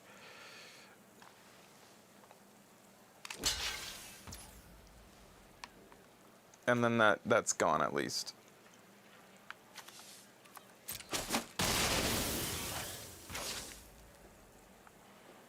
And then I have the Rending Flame. Any land I get now can be blood tokens will get me back. I should have attacked with the Blood Hypnotist. I'm an idiot. I'm like overwhelmed. I should have attacked with the Blood Hypnotist. Fuck me.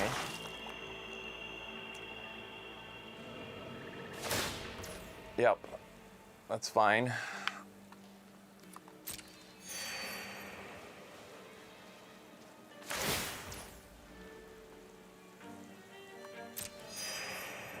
I'll be down to 1 life.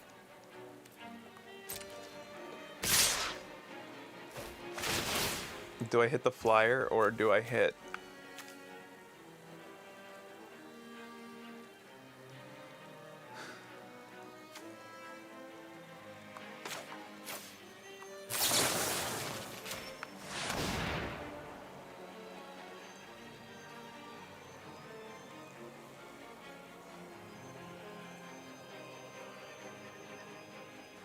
I need removal next turn. I might get back. I could maybe, who knows, get back into this with removal next turn.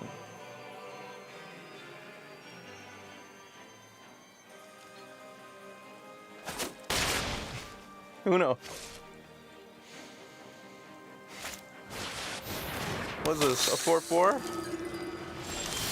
Other vampires you control get +1/+1. When Edgar the Charmed dies, return him to the battlefield transformed under its owner control, and is transformed, he becomes an artifact, a sarcophagus, basically. Awesome flavor.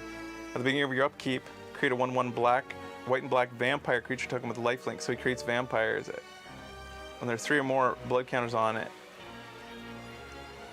bloodline counters on it, remove those counters and transform it. Again, he transforms back? So he can go back and forth between the states? He just takes a nap. Well, anyways, my only chance here, the game has decided what I do anyways, because I have to get a new card.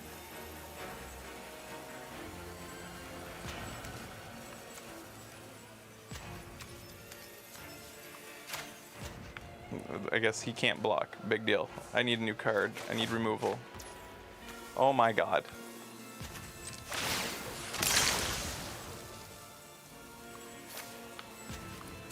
I need removal. No, the game's over.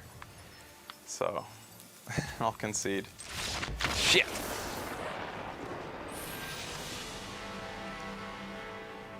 I think they had a very good rollout. I had to mulligan twice.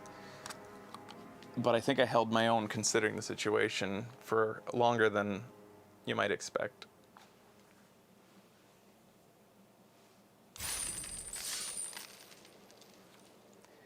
All right, I got 4 wins so far, 1 loss. I'm allowed 2 more losses on my climb to 8 wins. So it doesn't work exactly like a tournament in a card shop, right? Because like in a card shop, you only get, I feel like, guaranteed 2 games. Do you get guaranteed 3? Maybe you do get guaranteed 3.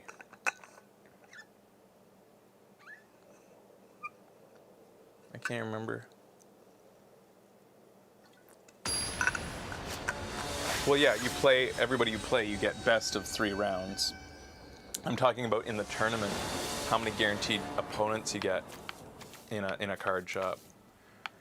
Undying Malice, that works well with the Bloodcaster for early game. This isn't awful. This is okay. I just mulliganed, guys. All right. We'll keep these ones, and I'll get rid of the wolf. I didn't mean to mulligan. It's not a better hand, unfortunately. It would have been nice if I got a better hand. Oh, he's running that skeleton that keeps coming back. So has he got a zombie deck over there? Vampire's Kiss? That's a terrible card. I thought he creates 2 blood tokens. That's one way to... That's just, like, to me, an expensive blood token generation. He's probably running a really aggressive deck.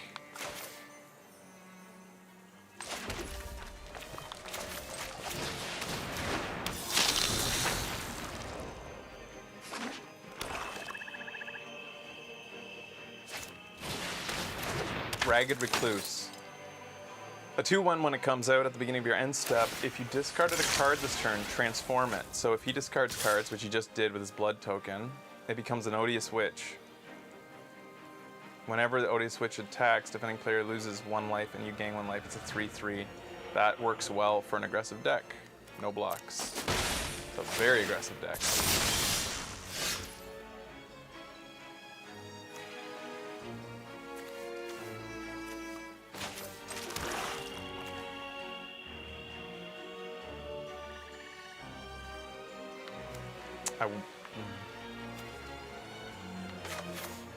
It's already looking kind of dark for me here, but we'll see.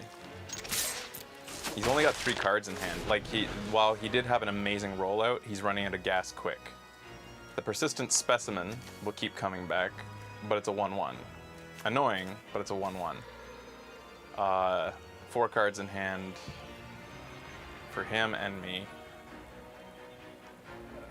That means I have the card advantage since it's his turn. I can trade the belligerent guest. Let's hope he doesn't have any. Does he have any tricks? Or is he just being really aggressive? We can't wait to find out. We have to hope. Hope. Okay, so he used Hero's Downfall, destroy target creature or planeswalker. That is perfect removal. That's the best piece of removal Black has, and maybe in the game. Maybe in the current set, because it's so cheap.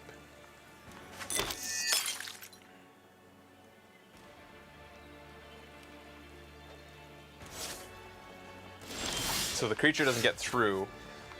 She saved her creature, basically. Doesn't get through because I did technically block it.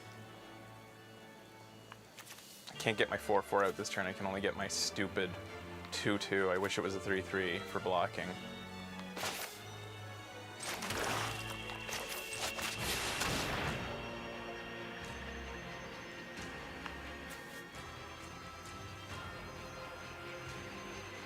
So I'll be maybe taking 3 to the face next turn.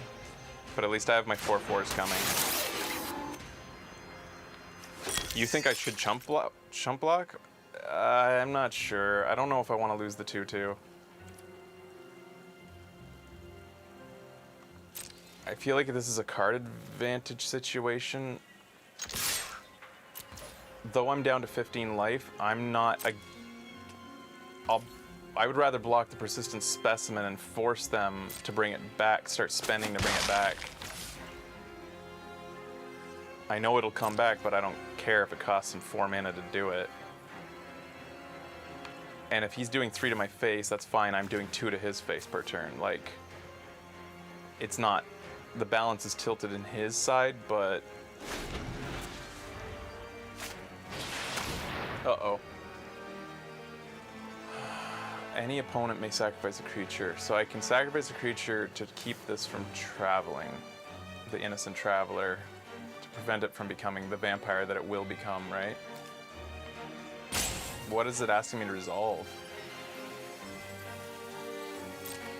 Oh, in case I wanted to sacrifice a blood token. Yeah, okay. It becomes a 3/3. And it becomes a 5/3 if I have a human.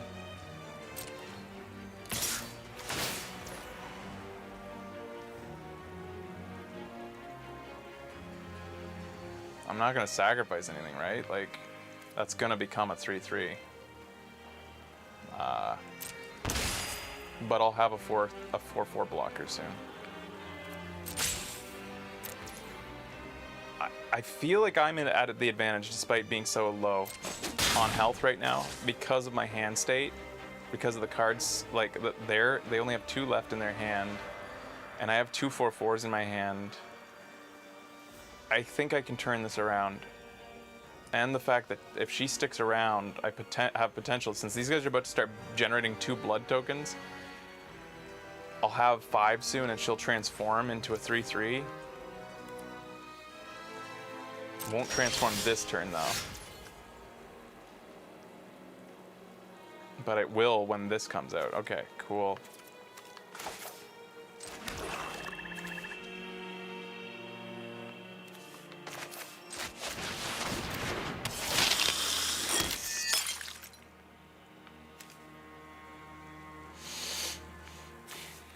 I'm just attacking with this. I shouldn't have cast creatures before attack phase, but I'm just keeping it to prevent the 1/1 damage from coming through. I'm not going to sacrifice a creature. I could end up sacrificing bats, but yeah, no, it's too late. It's already transformed. 3/3, and it flies? That's the annoying part. I don't want to sacrifice though. I would rather, I have a 4/4 blocker for that. So the way I see it is that this is just this now. It's getting through for face now instead. Like, it sucks, but I'm about to get a 3/3 maybe. I don't know. I'm about to maybe start generating little bats. Maybe I'll get some removal.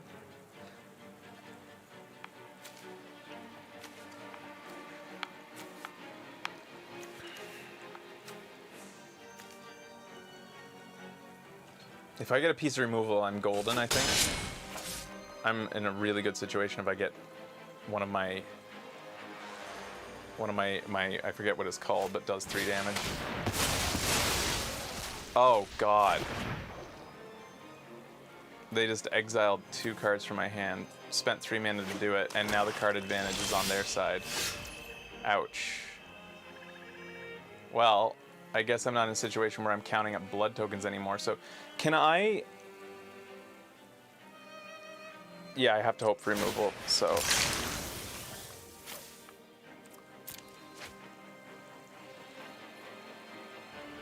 Wait, if I had an empty hand, do I not have to discard a card, or is that part of the casting cost? I forget how magic wording works. Could I have played the swamp and then it's part of the cost? I need removal. If I got removal, I'd actually not be in a horrible situation if I could take out that 3/3.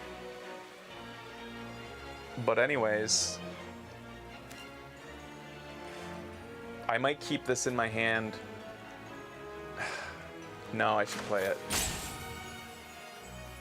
I'll have another card to sacrifice a blood token for next turn. I'll attack with my flyer and my celebrants. No, we're not in a race situation. I need them as a blocker. Just the flyer. I'm hoping to regain control here. Getting rid of 2 of my cards is woof.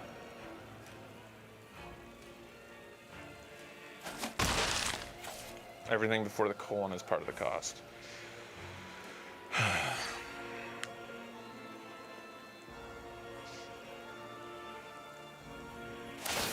So you have to think about it this way, though. He got rid of 2 of my cards, but he also spent a card to do it. So he 2-for-1'd me. He didn't take away 2 cards from me. He took away 1 in the end, in a way. So it's not as bad as it sounds, but it sucks because, you know, fuck.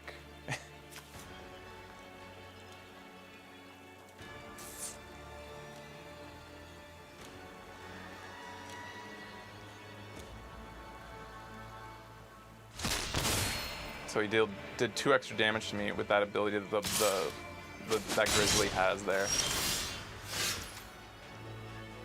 So I'm gonna sacrifice another fucking Hypnotist. I need removal. Removal. Oh my god. And there's like, I could, if I'm lucky. Come on. Are you kidding me?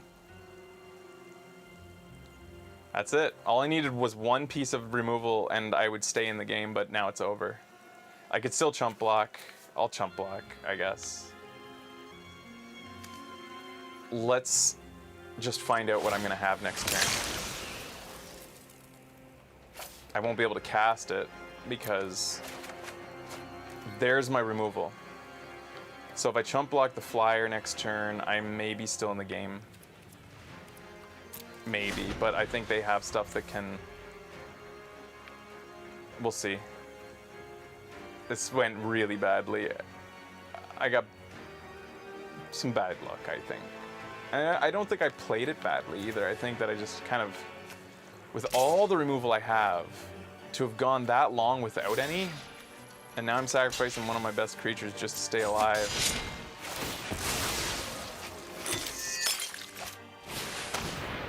Add 1 mana of any color at the beginning of your end step. If there are 3 or more omen counters on foreboding statue, untap it, then transform it. What does it transform to? A 5/5.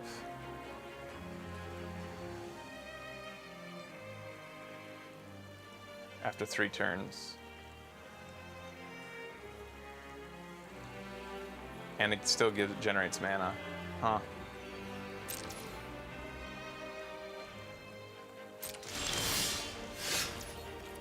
Oh, look, more removal. This guy would have... Oh, God. Anyways, all right, so... Obviously not attacking with anything, so I might as well just do this right now.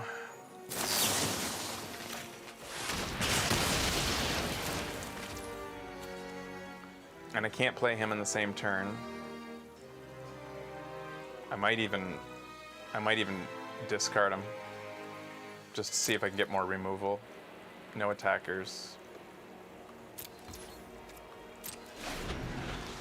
Well, you know, I did riskier, but I was kind of like trying to balance what I thought their deck might be versus what, like, it was, without the discard, if you think about the discard, I don't think it was risky to do what I did. Because it really looked like it was going to be board advantage for me and hand advantage. Now he's got that too going for him. The 1/1 to blockers now. Okay. Put the 4/4 on that.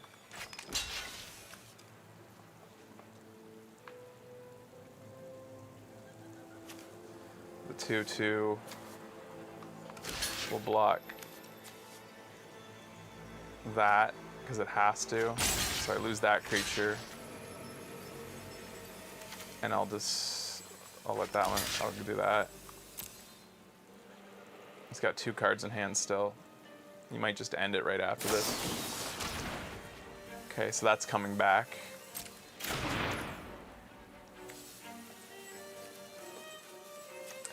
What if I get an Undying Malice? No, I didn't.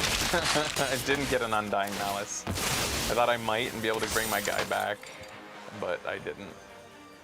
So the Ragged Recluse comes back, which means that's a guaranteed 1 damage to it's over. And oh wow. Bad draws.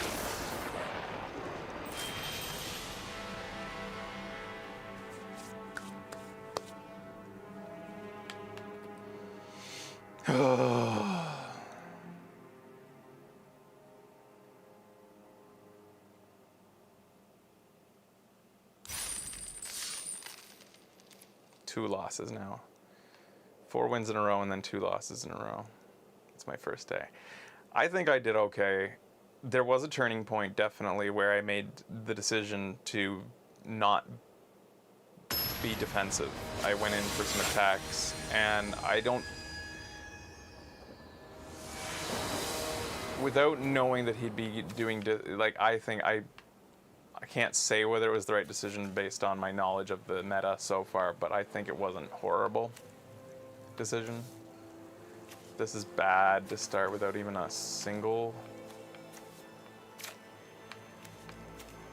I want to mulligan this. This is bad too. I'll keep it. It's not great. Get rid of a mountain. Hope I get a swamp. Oh wait, do people like that card? I got a swamp.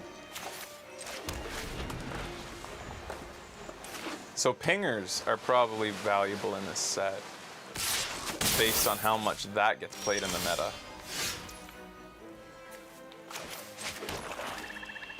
Put out my 3/2.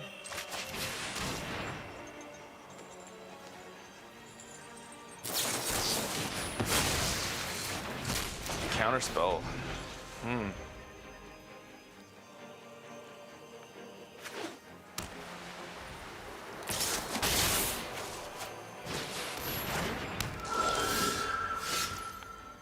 Rending Flame to get rid of that spirit, but is this going to come back? Yeah, it will later. But I might want to get rid of the 2/3 to keep board advantage. I don't want to start taking too much face. Because I'll be taking 3 each turn. Now, I don't have a great play next. Ugh. Facing a lot of those. 3/3, I mean a 4/3? That's not bad. Oh, Pinger, Pinger. Should I play it now? Or should I get the 4/3 out? Like, that's expensive to be pinging right now. I think the 4/3 is the play. You'd play it now? Well, what are they? Oh, it's a 4/3 as well, so that's the thing that I wasn't even thinking of the body. Yeah, you're right. I always think of pingers as having small bodies. It's daytime.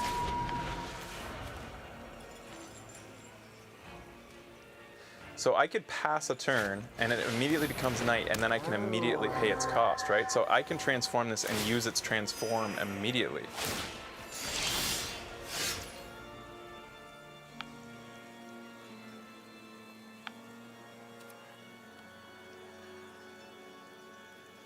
It's my turn. They didn't... Okay. We should go late game here, I think. I don't want to be too aggressive. Whenever... So yeah, I should keep this as a blocker and as a pinger for next turn, because it can be done as an instant as well. I don't have enough mana to both play something and... Okay, no, I'm gonna attack. I'm not gonna ping yet.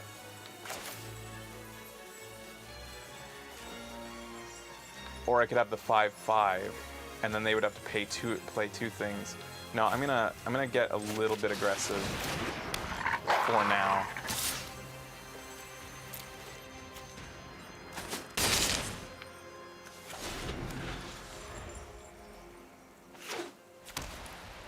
He's gonna be drawing cards.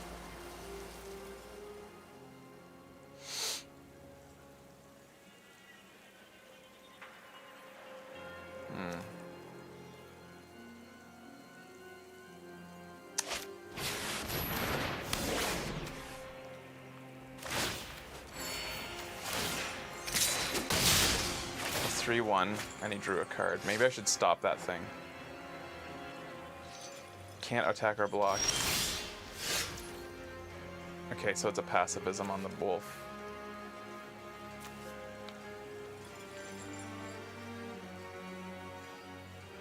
Maybe I should ping that thing.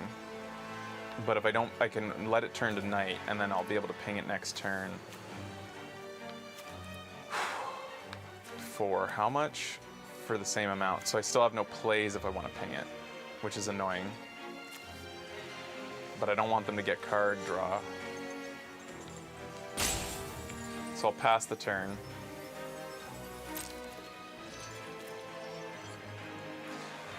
Oh, it can attack and then it will still transform. Yeah. It'll still transform if I pass the turn without playing anything. And now I can still use its ability without tapping. Okay.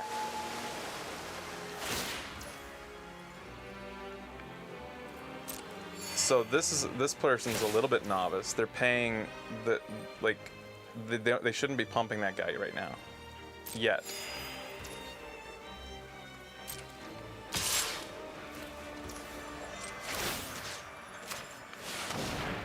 Do they have something to save it? Is that why they did it? What? What is it? Hexproof. Huh.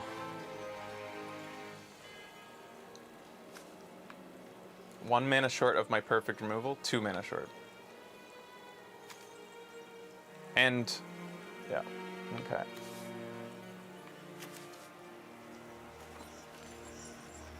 And I still, I can't cast anything if I want to keep the mana open to ping.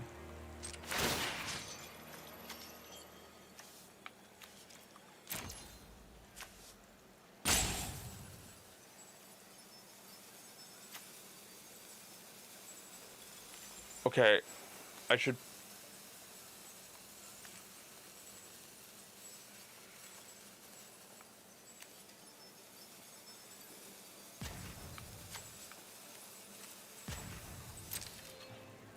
I should attack.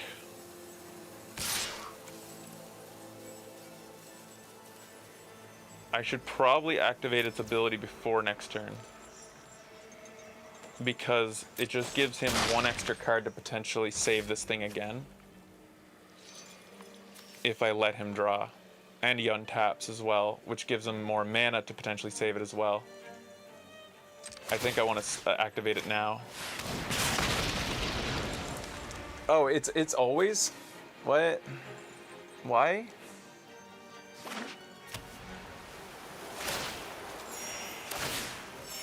Why?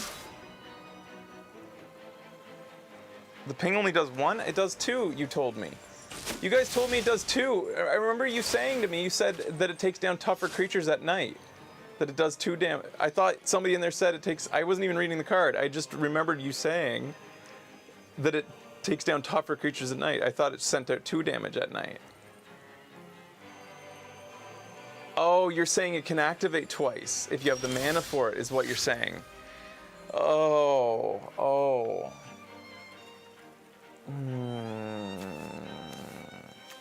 I wasn't even reading the card because I remember you saying that, and I was like, oh good, like I'll deal 2 damage to it later. Shit.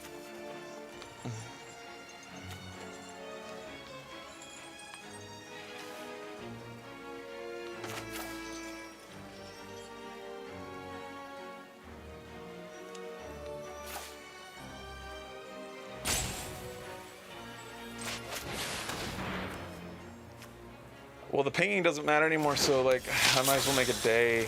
This has been all misplayed pretty bad because of this. I'll take another 4 damage. At least I have a chump, or maybe I'll be able to block. I've been very much misunderstanding a lot of stuff.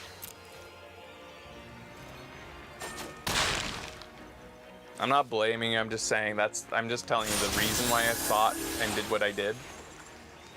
I totally was thinking that he did 2 damage. But yeah, I'm not saying like it's your fault. I'm just saying that's why I thought that way.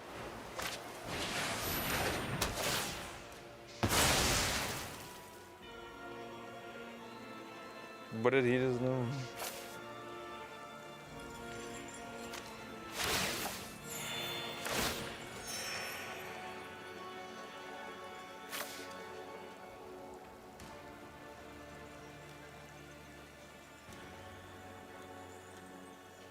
So that's like, unless I can destroy that enchantment, I've lost that creature, so I don't have the blocker there. It's actually kind of close. Like, I could maybe win next turn if I had, because I have that card that does 5 damage to the face, right? It can do 5 damage to the face.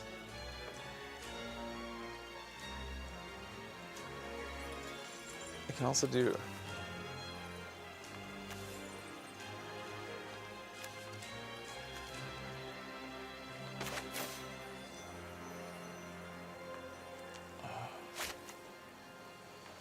I think I have to stay aggressive.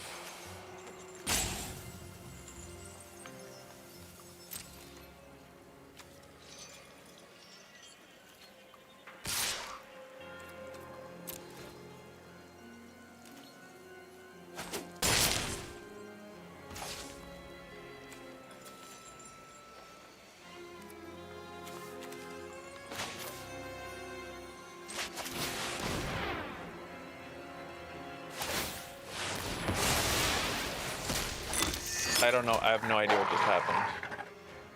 Oh. What? What? I don't... Huh? I don't know what just happened. They crashed in the pacifism for the... What? They activated the ability on the pacifism? Oh, they finally did that. They just waited till the end of the turn. For some reason, I thought that they'd done something else, like to the wolf that I played. It was very confusing. Oh, my head, guys. Getting, like, learning the cards at the same time as playing is fun, but also, like, the gang is indestructible until end of turn. So that thing is indestructible when attacking, as long as they have 1 mana open. What? What? What? Wait, what? What are you doing? Whenever this creature enters the battlefield and you control it. Whenever a creature... Okay, so that gets pumped. And they created a 1/1 flyer. And this gets pumped every time that they play a creature, so that's a 3/3 temporarily.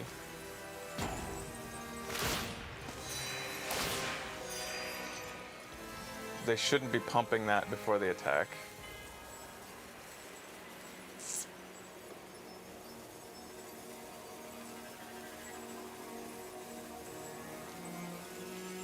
Are you really gonna attack, man? Like, go for it. I'm happy to trade my wolf.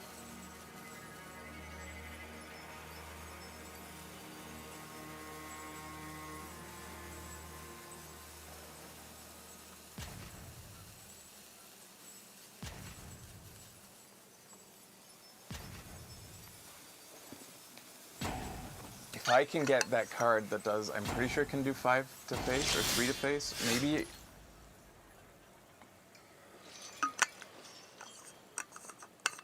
Not enough for Grizzly Ritual yet for perfect removal.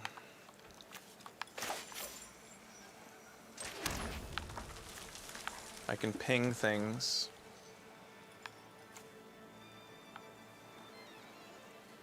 I could pass the turn to make it night, which would give me a 5/5 to block the 4/2. I'd have a 4/3 to block, and then I'd be able to also ping once. I'd only be able to use the ping once, but I'd be able to get rid of the flyer if I pass. I think I want the 5/5.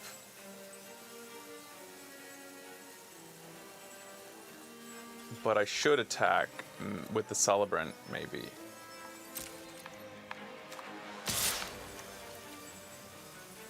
With its first strike. And the way this person's been playing, I'm hoping that they don't realize that it has first strike. Okay.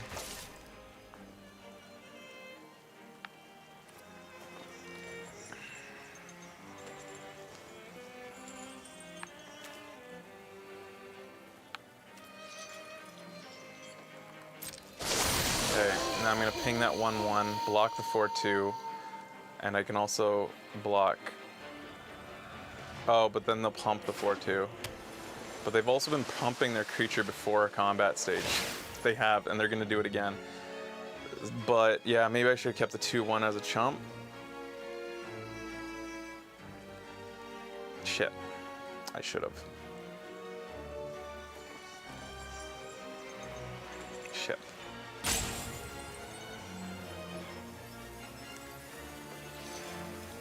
The Pummeler can shoot face? What's the Pummeler?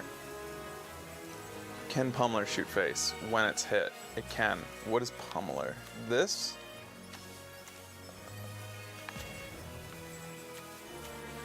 Oh, this. When it dies. I didn't know I could resolve. Alright, so he's pumping that. So I'm chump blocking with the wolf, unfortunately. I really should have thought better. Chain creature has lifelink. Damn it.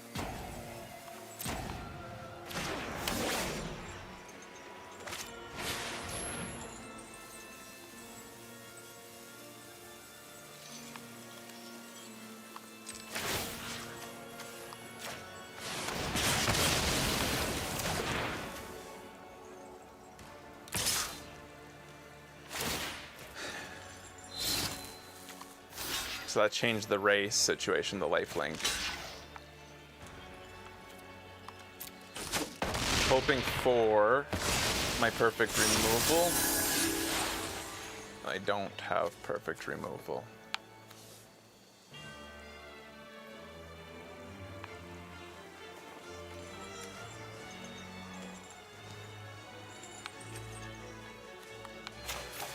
I can think of this might get the lifelink changed everything. We were kind of neck and neck. I can think of one misplay I made this game. But it was attacking with this. I should have played more conservative. I wasn't really thinking about that thing getting pumped up past 5.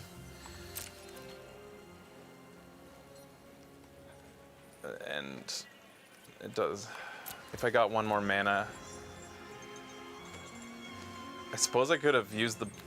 No, I couldn't. I didn't have a blood token to do it.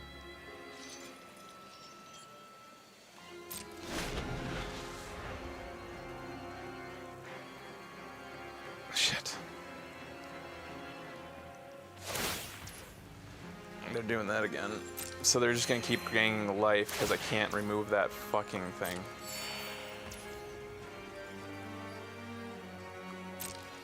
So annoying. It really, like, I wasn't in a horrible situation until the lifelink came out and I couldn't draw into land properly to get my Grizzly Ritual out. Fuck. Now they're gonna be up to 18 health.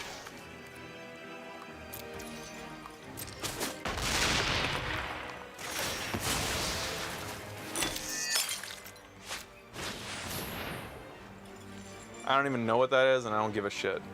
That's too much to read. Come on. What?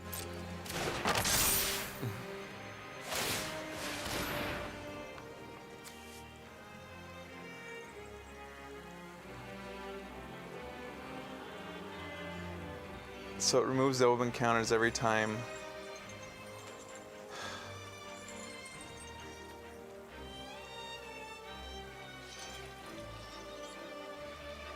Okay. Okay. I don't really care. It's too much to think about right now with that thing. I can't stop it from doing what it's doing. This is an ability card? Oh wait, it's an enchantment, an artifact, okay.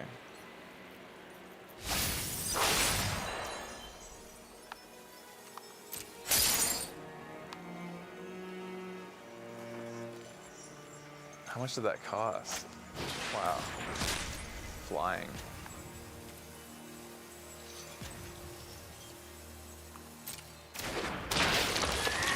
So they just played out their hand.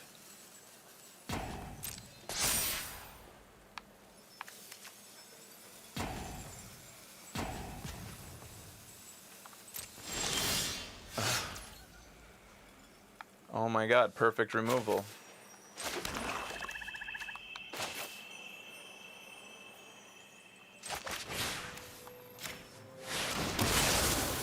Two turns too late.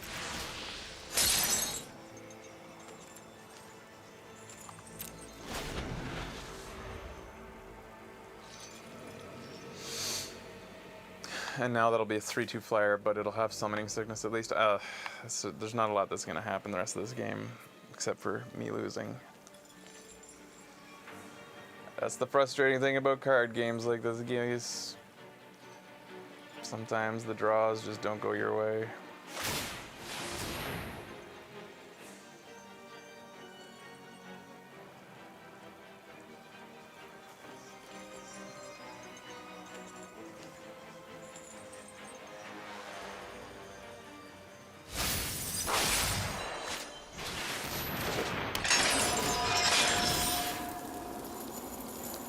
Whenever Cemetery Illuminator enters the battlefield, attacks. My brain is broken at this point. I'm just like, oh, he like got rid of my wolf somehow, or what?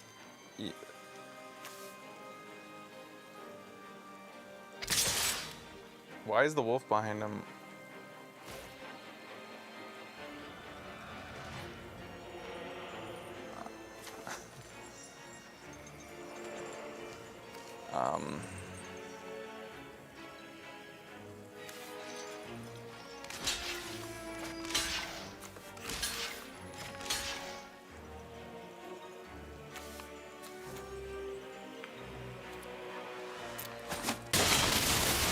Wait, why couldn't I guess the blocking was done. I could have like pinged one of those guys before it died. It doesn't matter. The game's over. I'm done. I died. Oh, it's some of those cards that came out at the end is just like so like a fucking book. Once you learn what it does, it's fine. Like, you know, for those who haven't gotten into Magic, that's how people get to like be able to play a game without studying every card. Like they just know them after a little bit of playing. But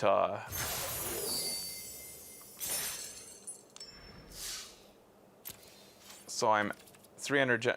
So if I had one more win, I would have been able to start a new run. Unfortunately, I can't. Well, that's it for today, I suppose, guys. 4-3 draft, not horrible. That last one, those last couple felt rough because I really felt like I got a little bit screwed with my draws. The begging for removal. My deck is chock full of it, and I just couldn't, even with the blood tokens passing through cards, couldn't get a single piece of fucking removal to get rid of that 3/3. Otherwise, I think that game was mine. Because he didn't have a lot going on after that thing. But I also got some gold. Do you guys want to see some packs? I earned packs off show. And maybe just there I earned a single pack. I'll keep playing it for a while, at least through the Christmas season. I'll give Magic its due. I've played enough Hearthstone to go back to Magic, and I mean, I'll never go back to Blizzard until they, Bobby Kotick, the piece of shit, resigns. So Hearthstone's off the table. And honestly, I am so impressed with the value in this that you get to do free arena runs, free draft runs, just by playing every so often. You just come in here and do your daily challenges. It only takes like 20 minutes, and it's fun. You get to use pre-made decks to do it and everything. Let's open this pack. Let's see what I got. Not that I'm going to play much Constructed, but, you know, for fun. And here's the rare one. So they show you everything that you got, and they let you open the rare manually for fun. The Pithing Needle. Oh, Pithing... This is an old card that they brought back? This used to be in the game a long time ago. Huh. That's an old school card. That was an uncommon, I think, when it first came out. I feel like that was an uncommon in, what set was it? It was the set that came after the set that had Skull Clamp, I think. Which is also an insane artifact that... Gwent is cool, but... Alright, let's open up my next one. Return all the land cards from the... Neat, cool. I don't know if that's great or... Maybe I'll try Runeterra. Ooh, cool looking. Flying in haste, but he's only a 1/3. But he gives guys +1/+0. Up to 2 of them. Ooh, look at that guy. Demon. Neat. How about some mythics?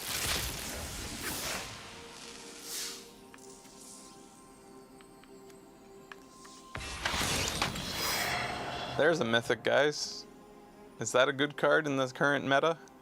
Draw a card, then exile a card from your hand. Face down, you may look at the card as long as it remains exiled. You may pay 6. Transform him.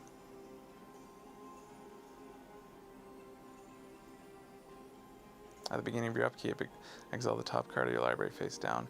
You may look at that card for as long as it remains exiled. Once during each of your turns, you may play a land or cast a spell from among the cards exiled with this permanent without paying. So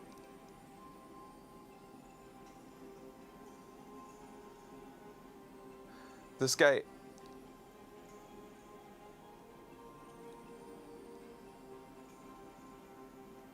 you get free cards from your exile pile.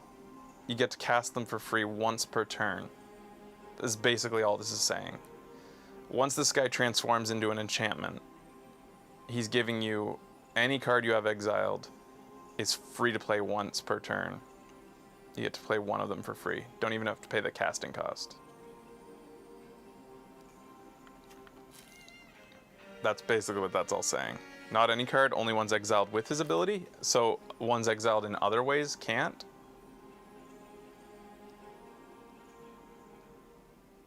Oh, it has to be ones that were exiled with this one. Okay, that's a little less powerful, but still pretty interesting. Seems slow, seems like a Johnny card. I don't know if that's a viable competitive card, but again, I don't know the meta. Oh, a dual land. Always useful, right?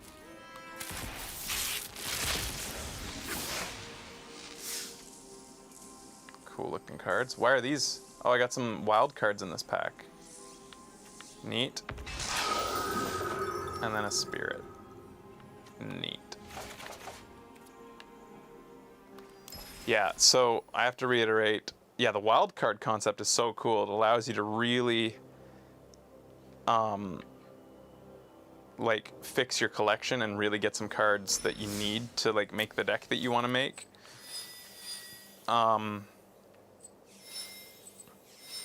In 45 minutes I'll get my new quest, and in 2.5 hours I'll get a chance to earn a new deck. So I'm going to continue to grind gold off show to do more of these runs. So it looks like I'll probably be able to do another run. I want to keep playing for free. I'll probably be able to do another run in a few days.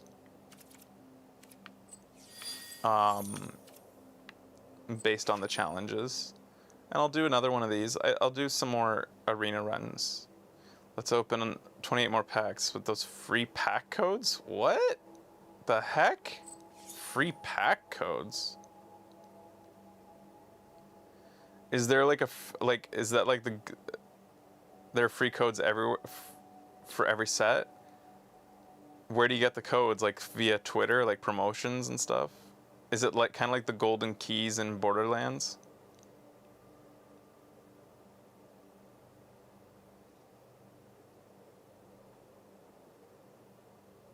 Maybe on another show I'll open those packs, guys. You can get another 2,000 gold if you enter what? Courier Bat? So if I go to the store. What's Play Vow?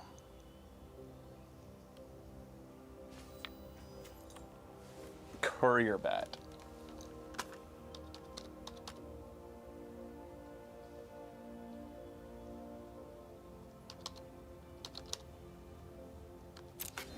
I didn't spell courier bat right.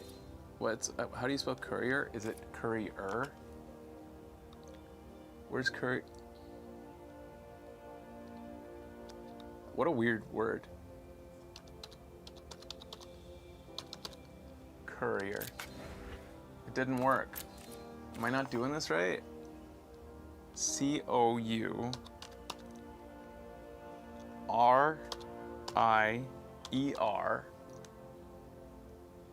bat.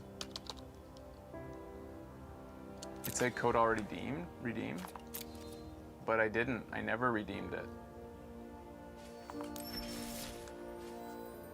It expired on Saturday. I could have had 2,000 free gold.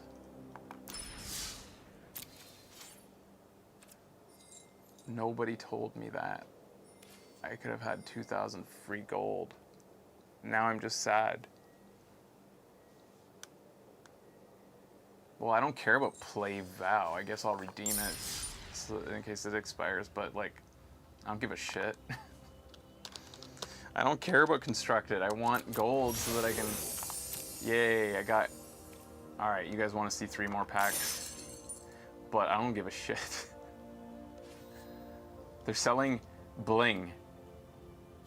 Basic land set. So just so you can show off for... How much is this in real money?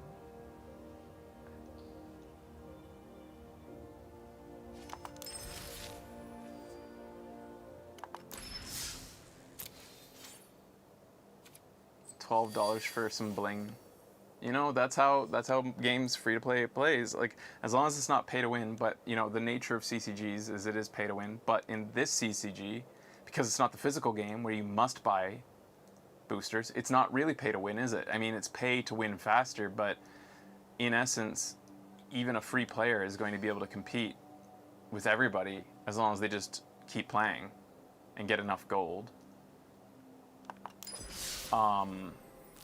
Over time, you're eventually going to get the, you know.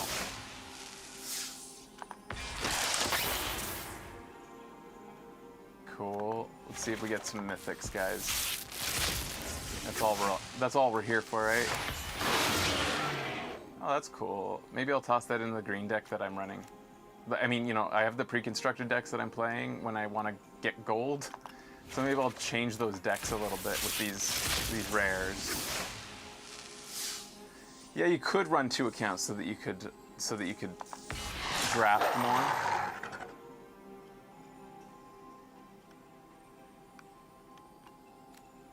Feels like I got some cool green cards.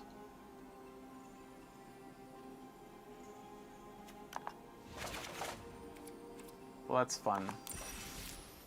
But yeah, my brain's broken at this point. There's no way I'd be able to do another, even if I had the gold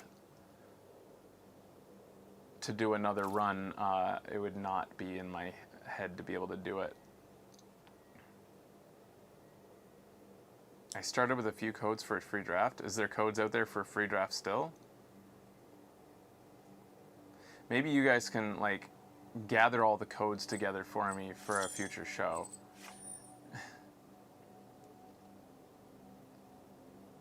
Every set they give out a code for a free draft?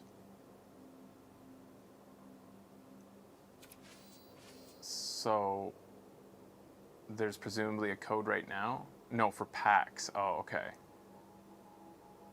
But Zioxide says he got a free draft with a code. Or something. Or maybe you mean free codes, a few free codes with... Anyways, whatever. Maybe you got gold to do it. They come with a paper pre-release purchase. That's interesting as well, that they're trying to like kind of put together, play the physical and the digital game off each other.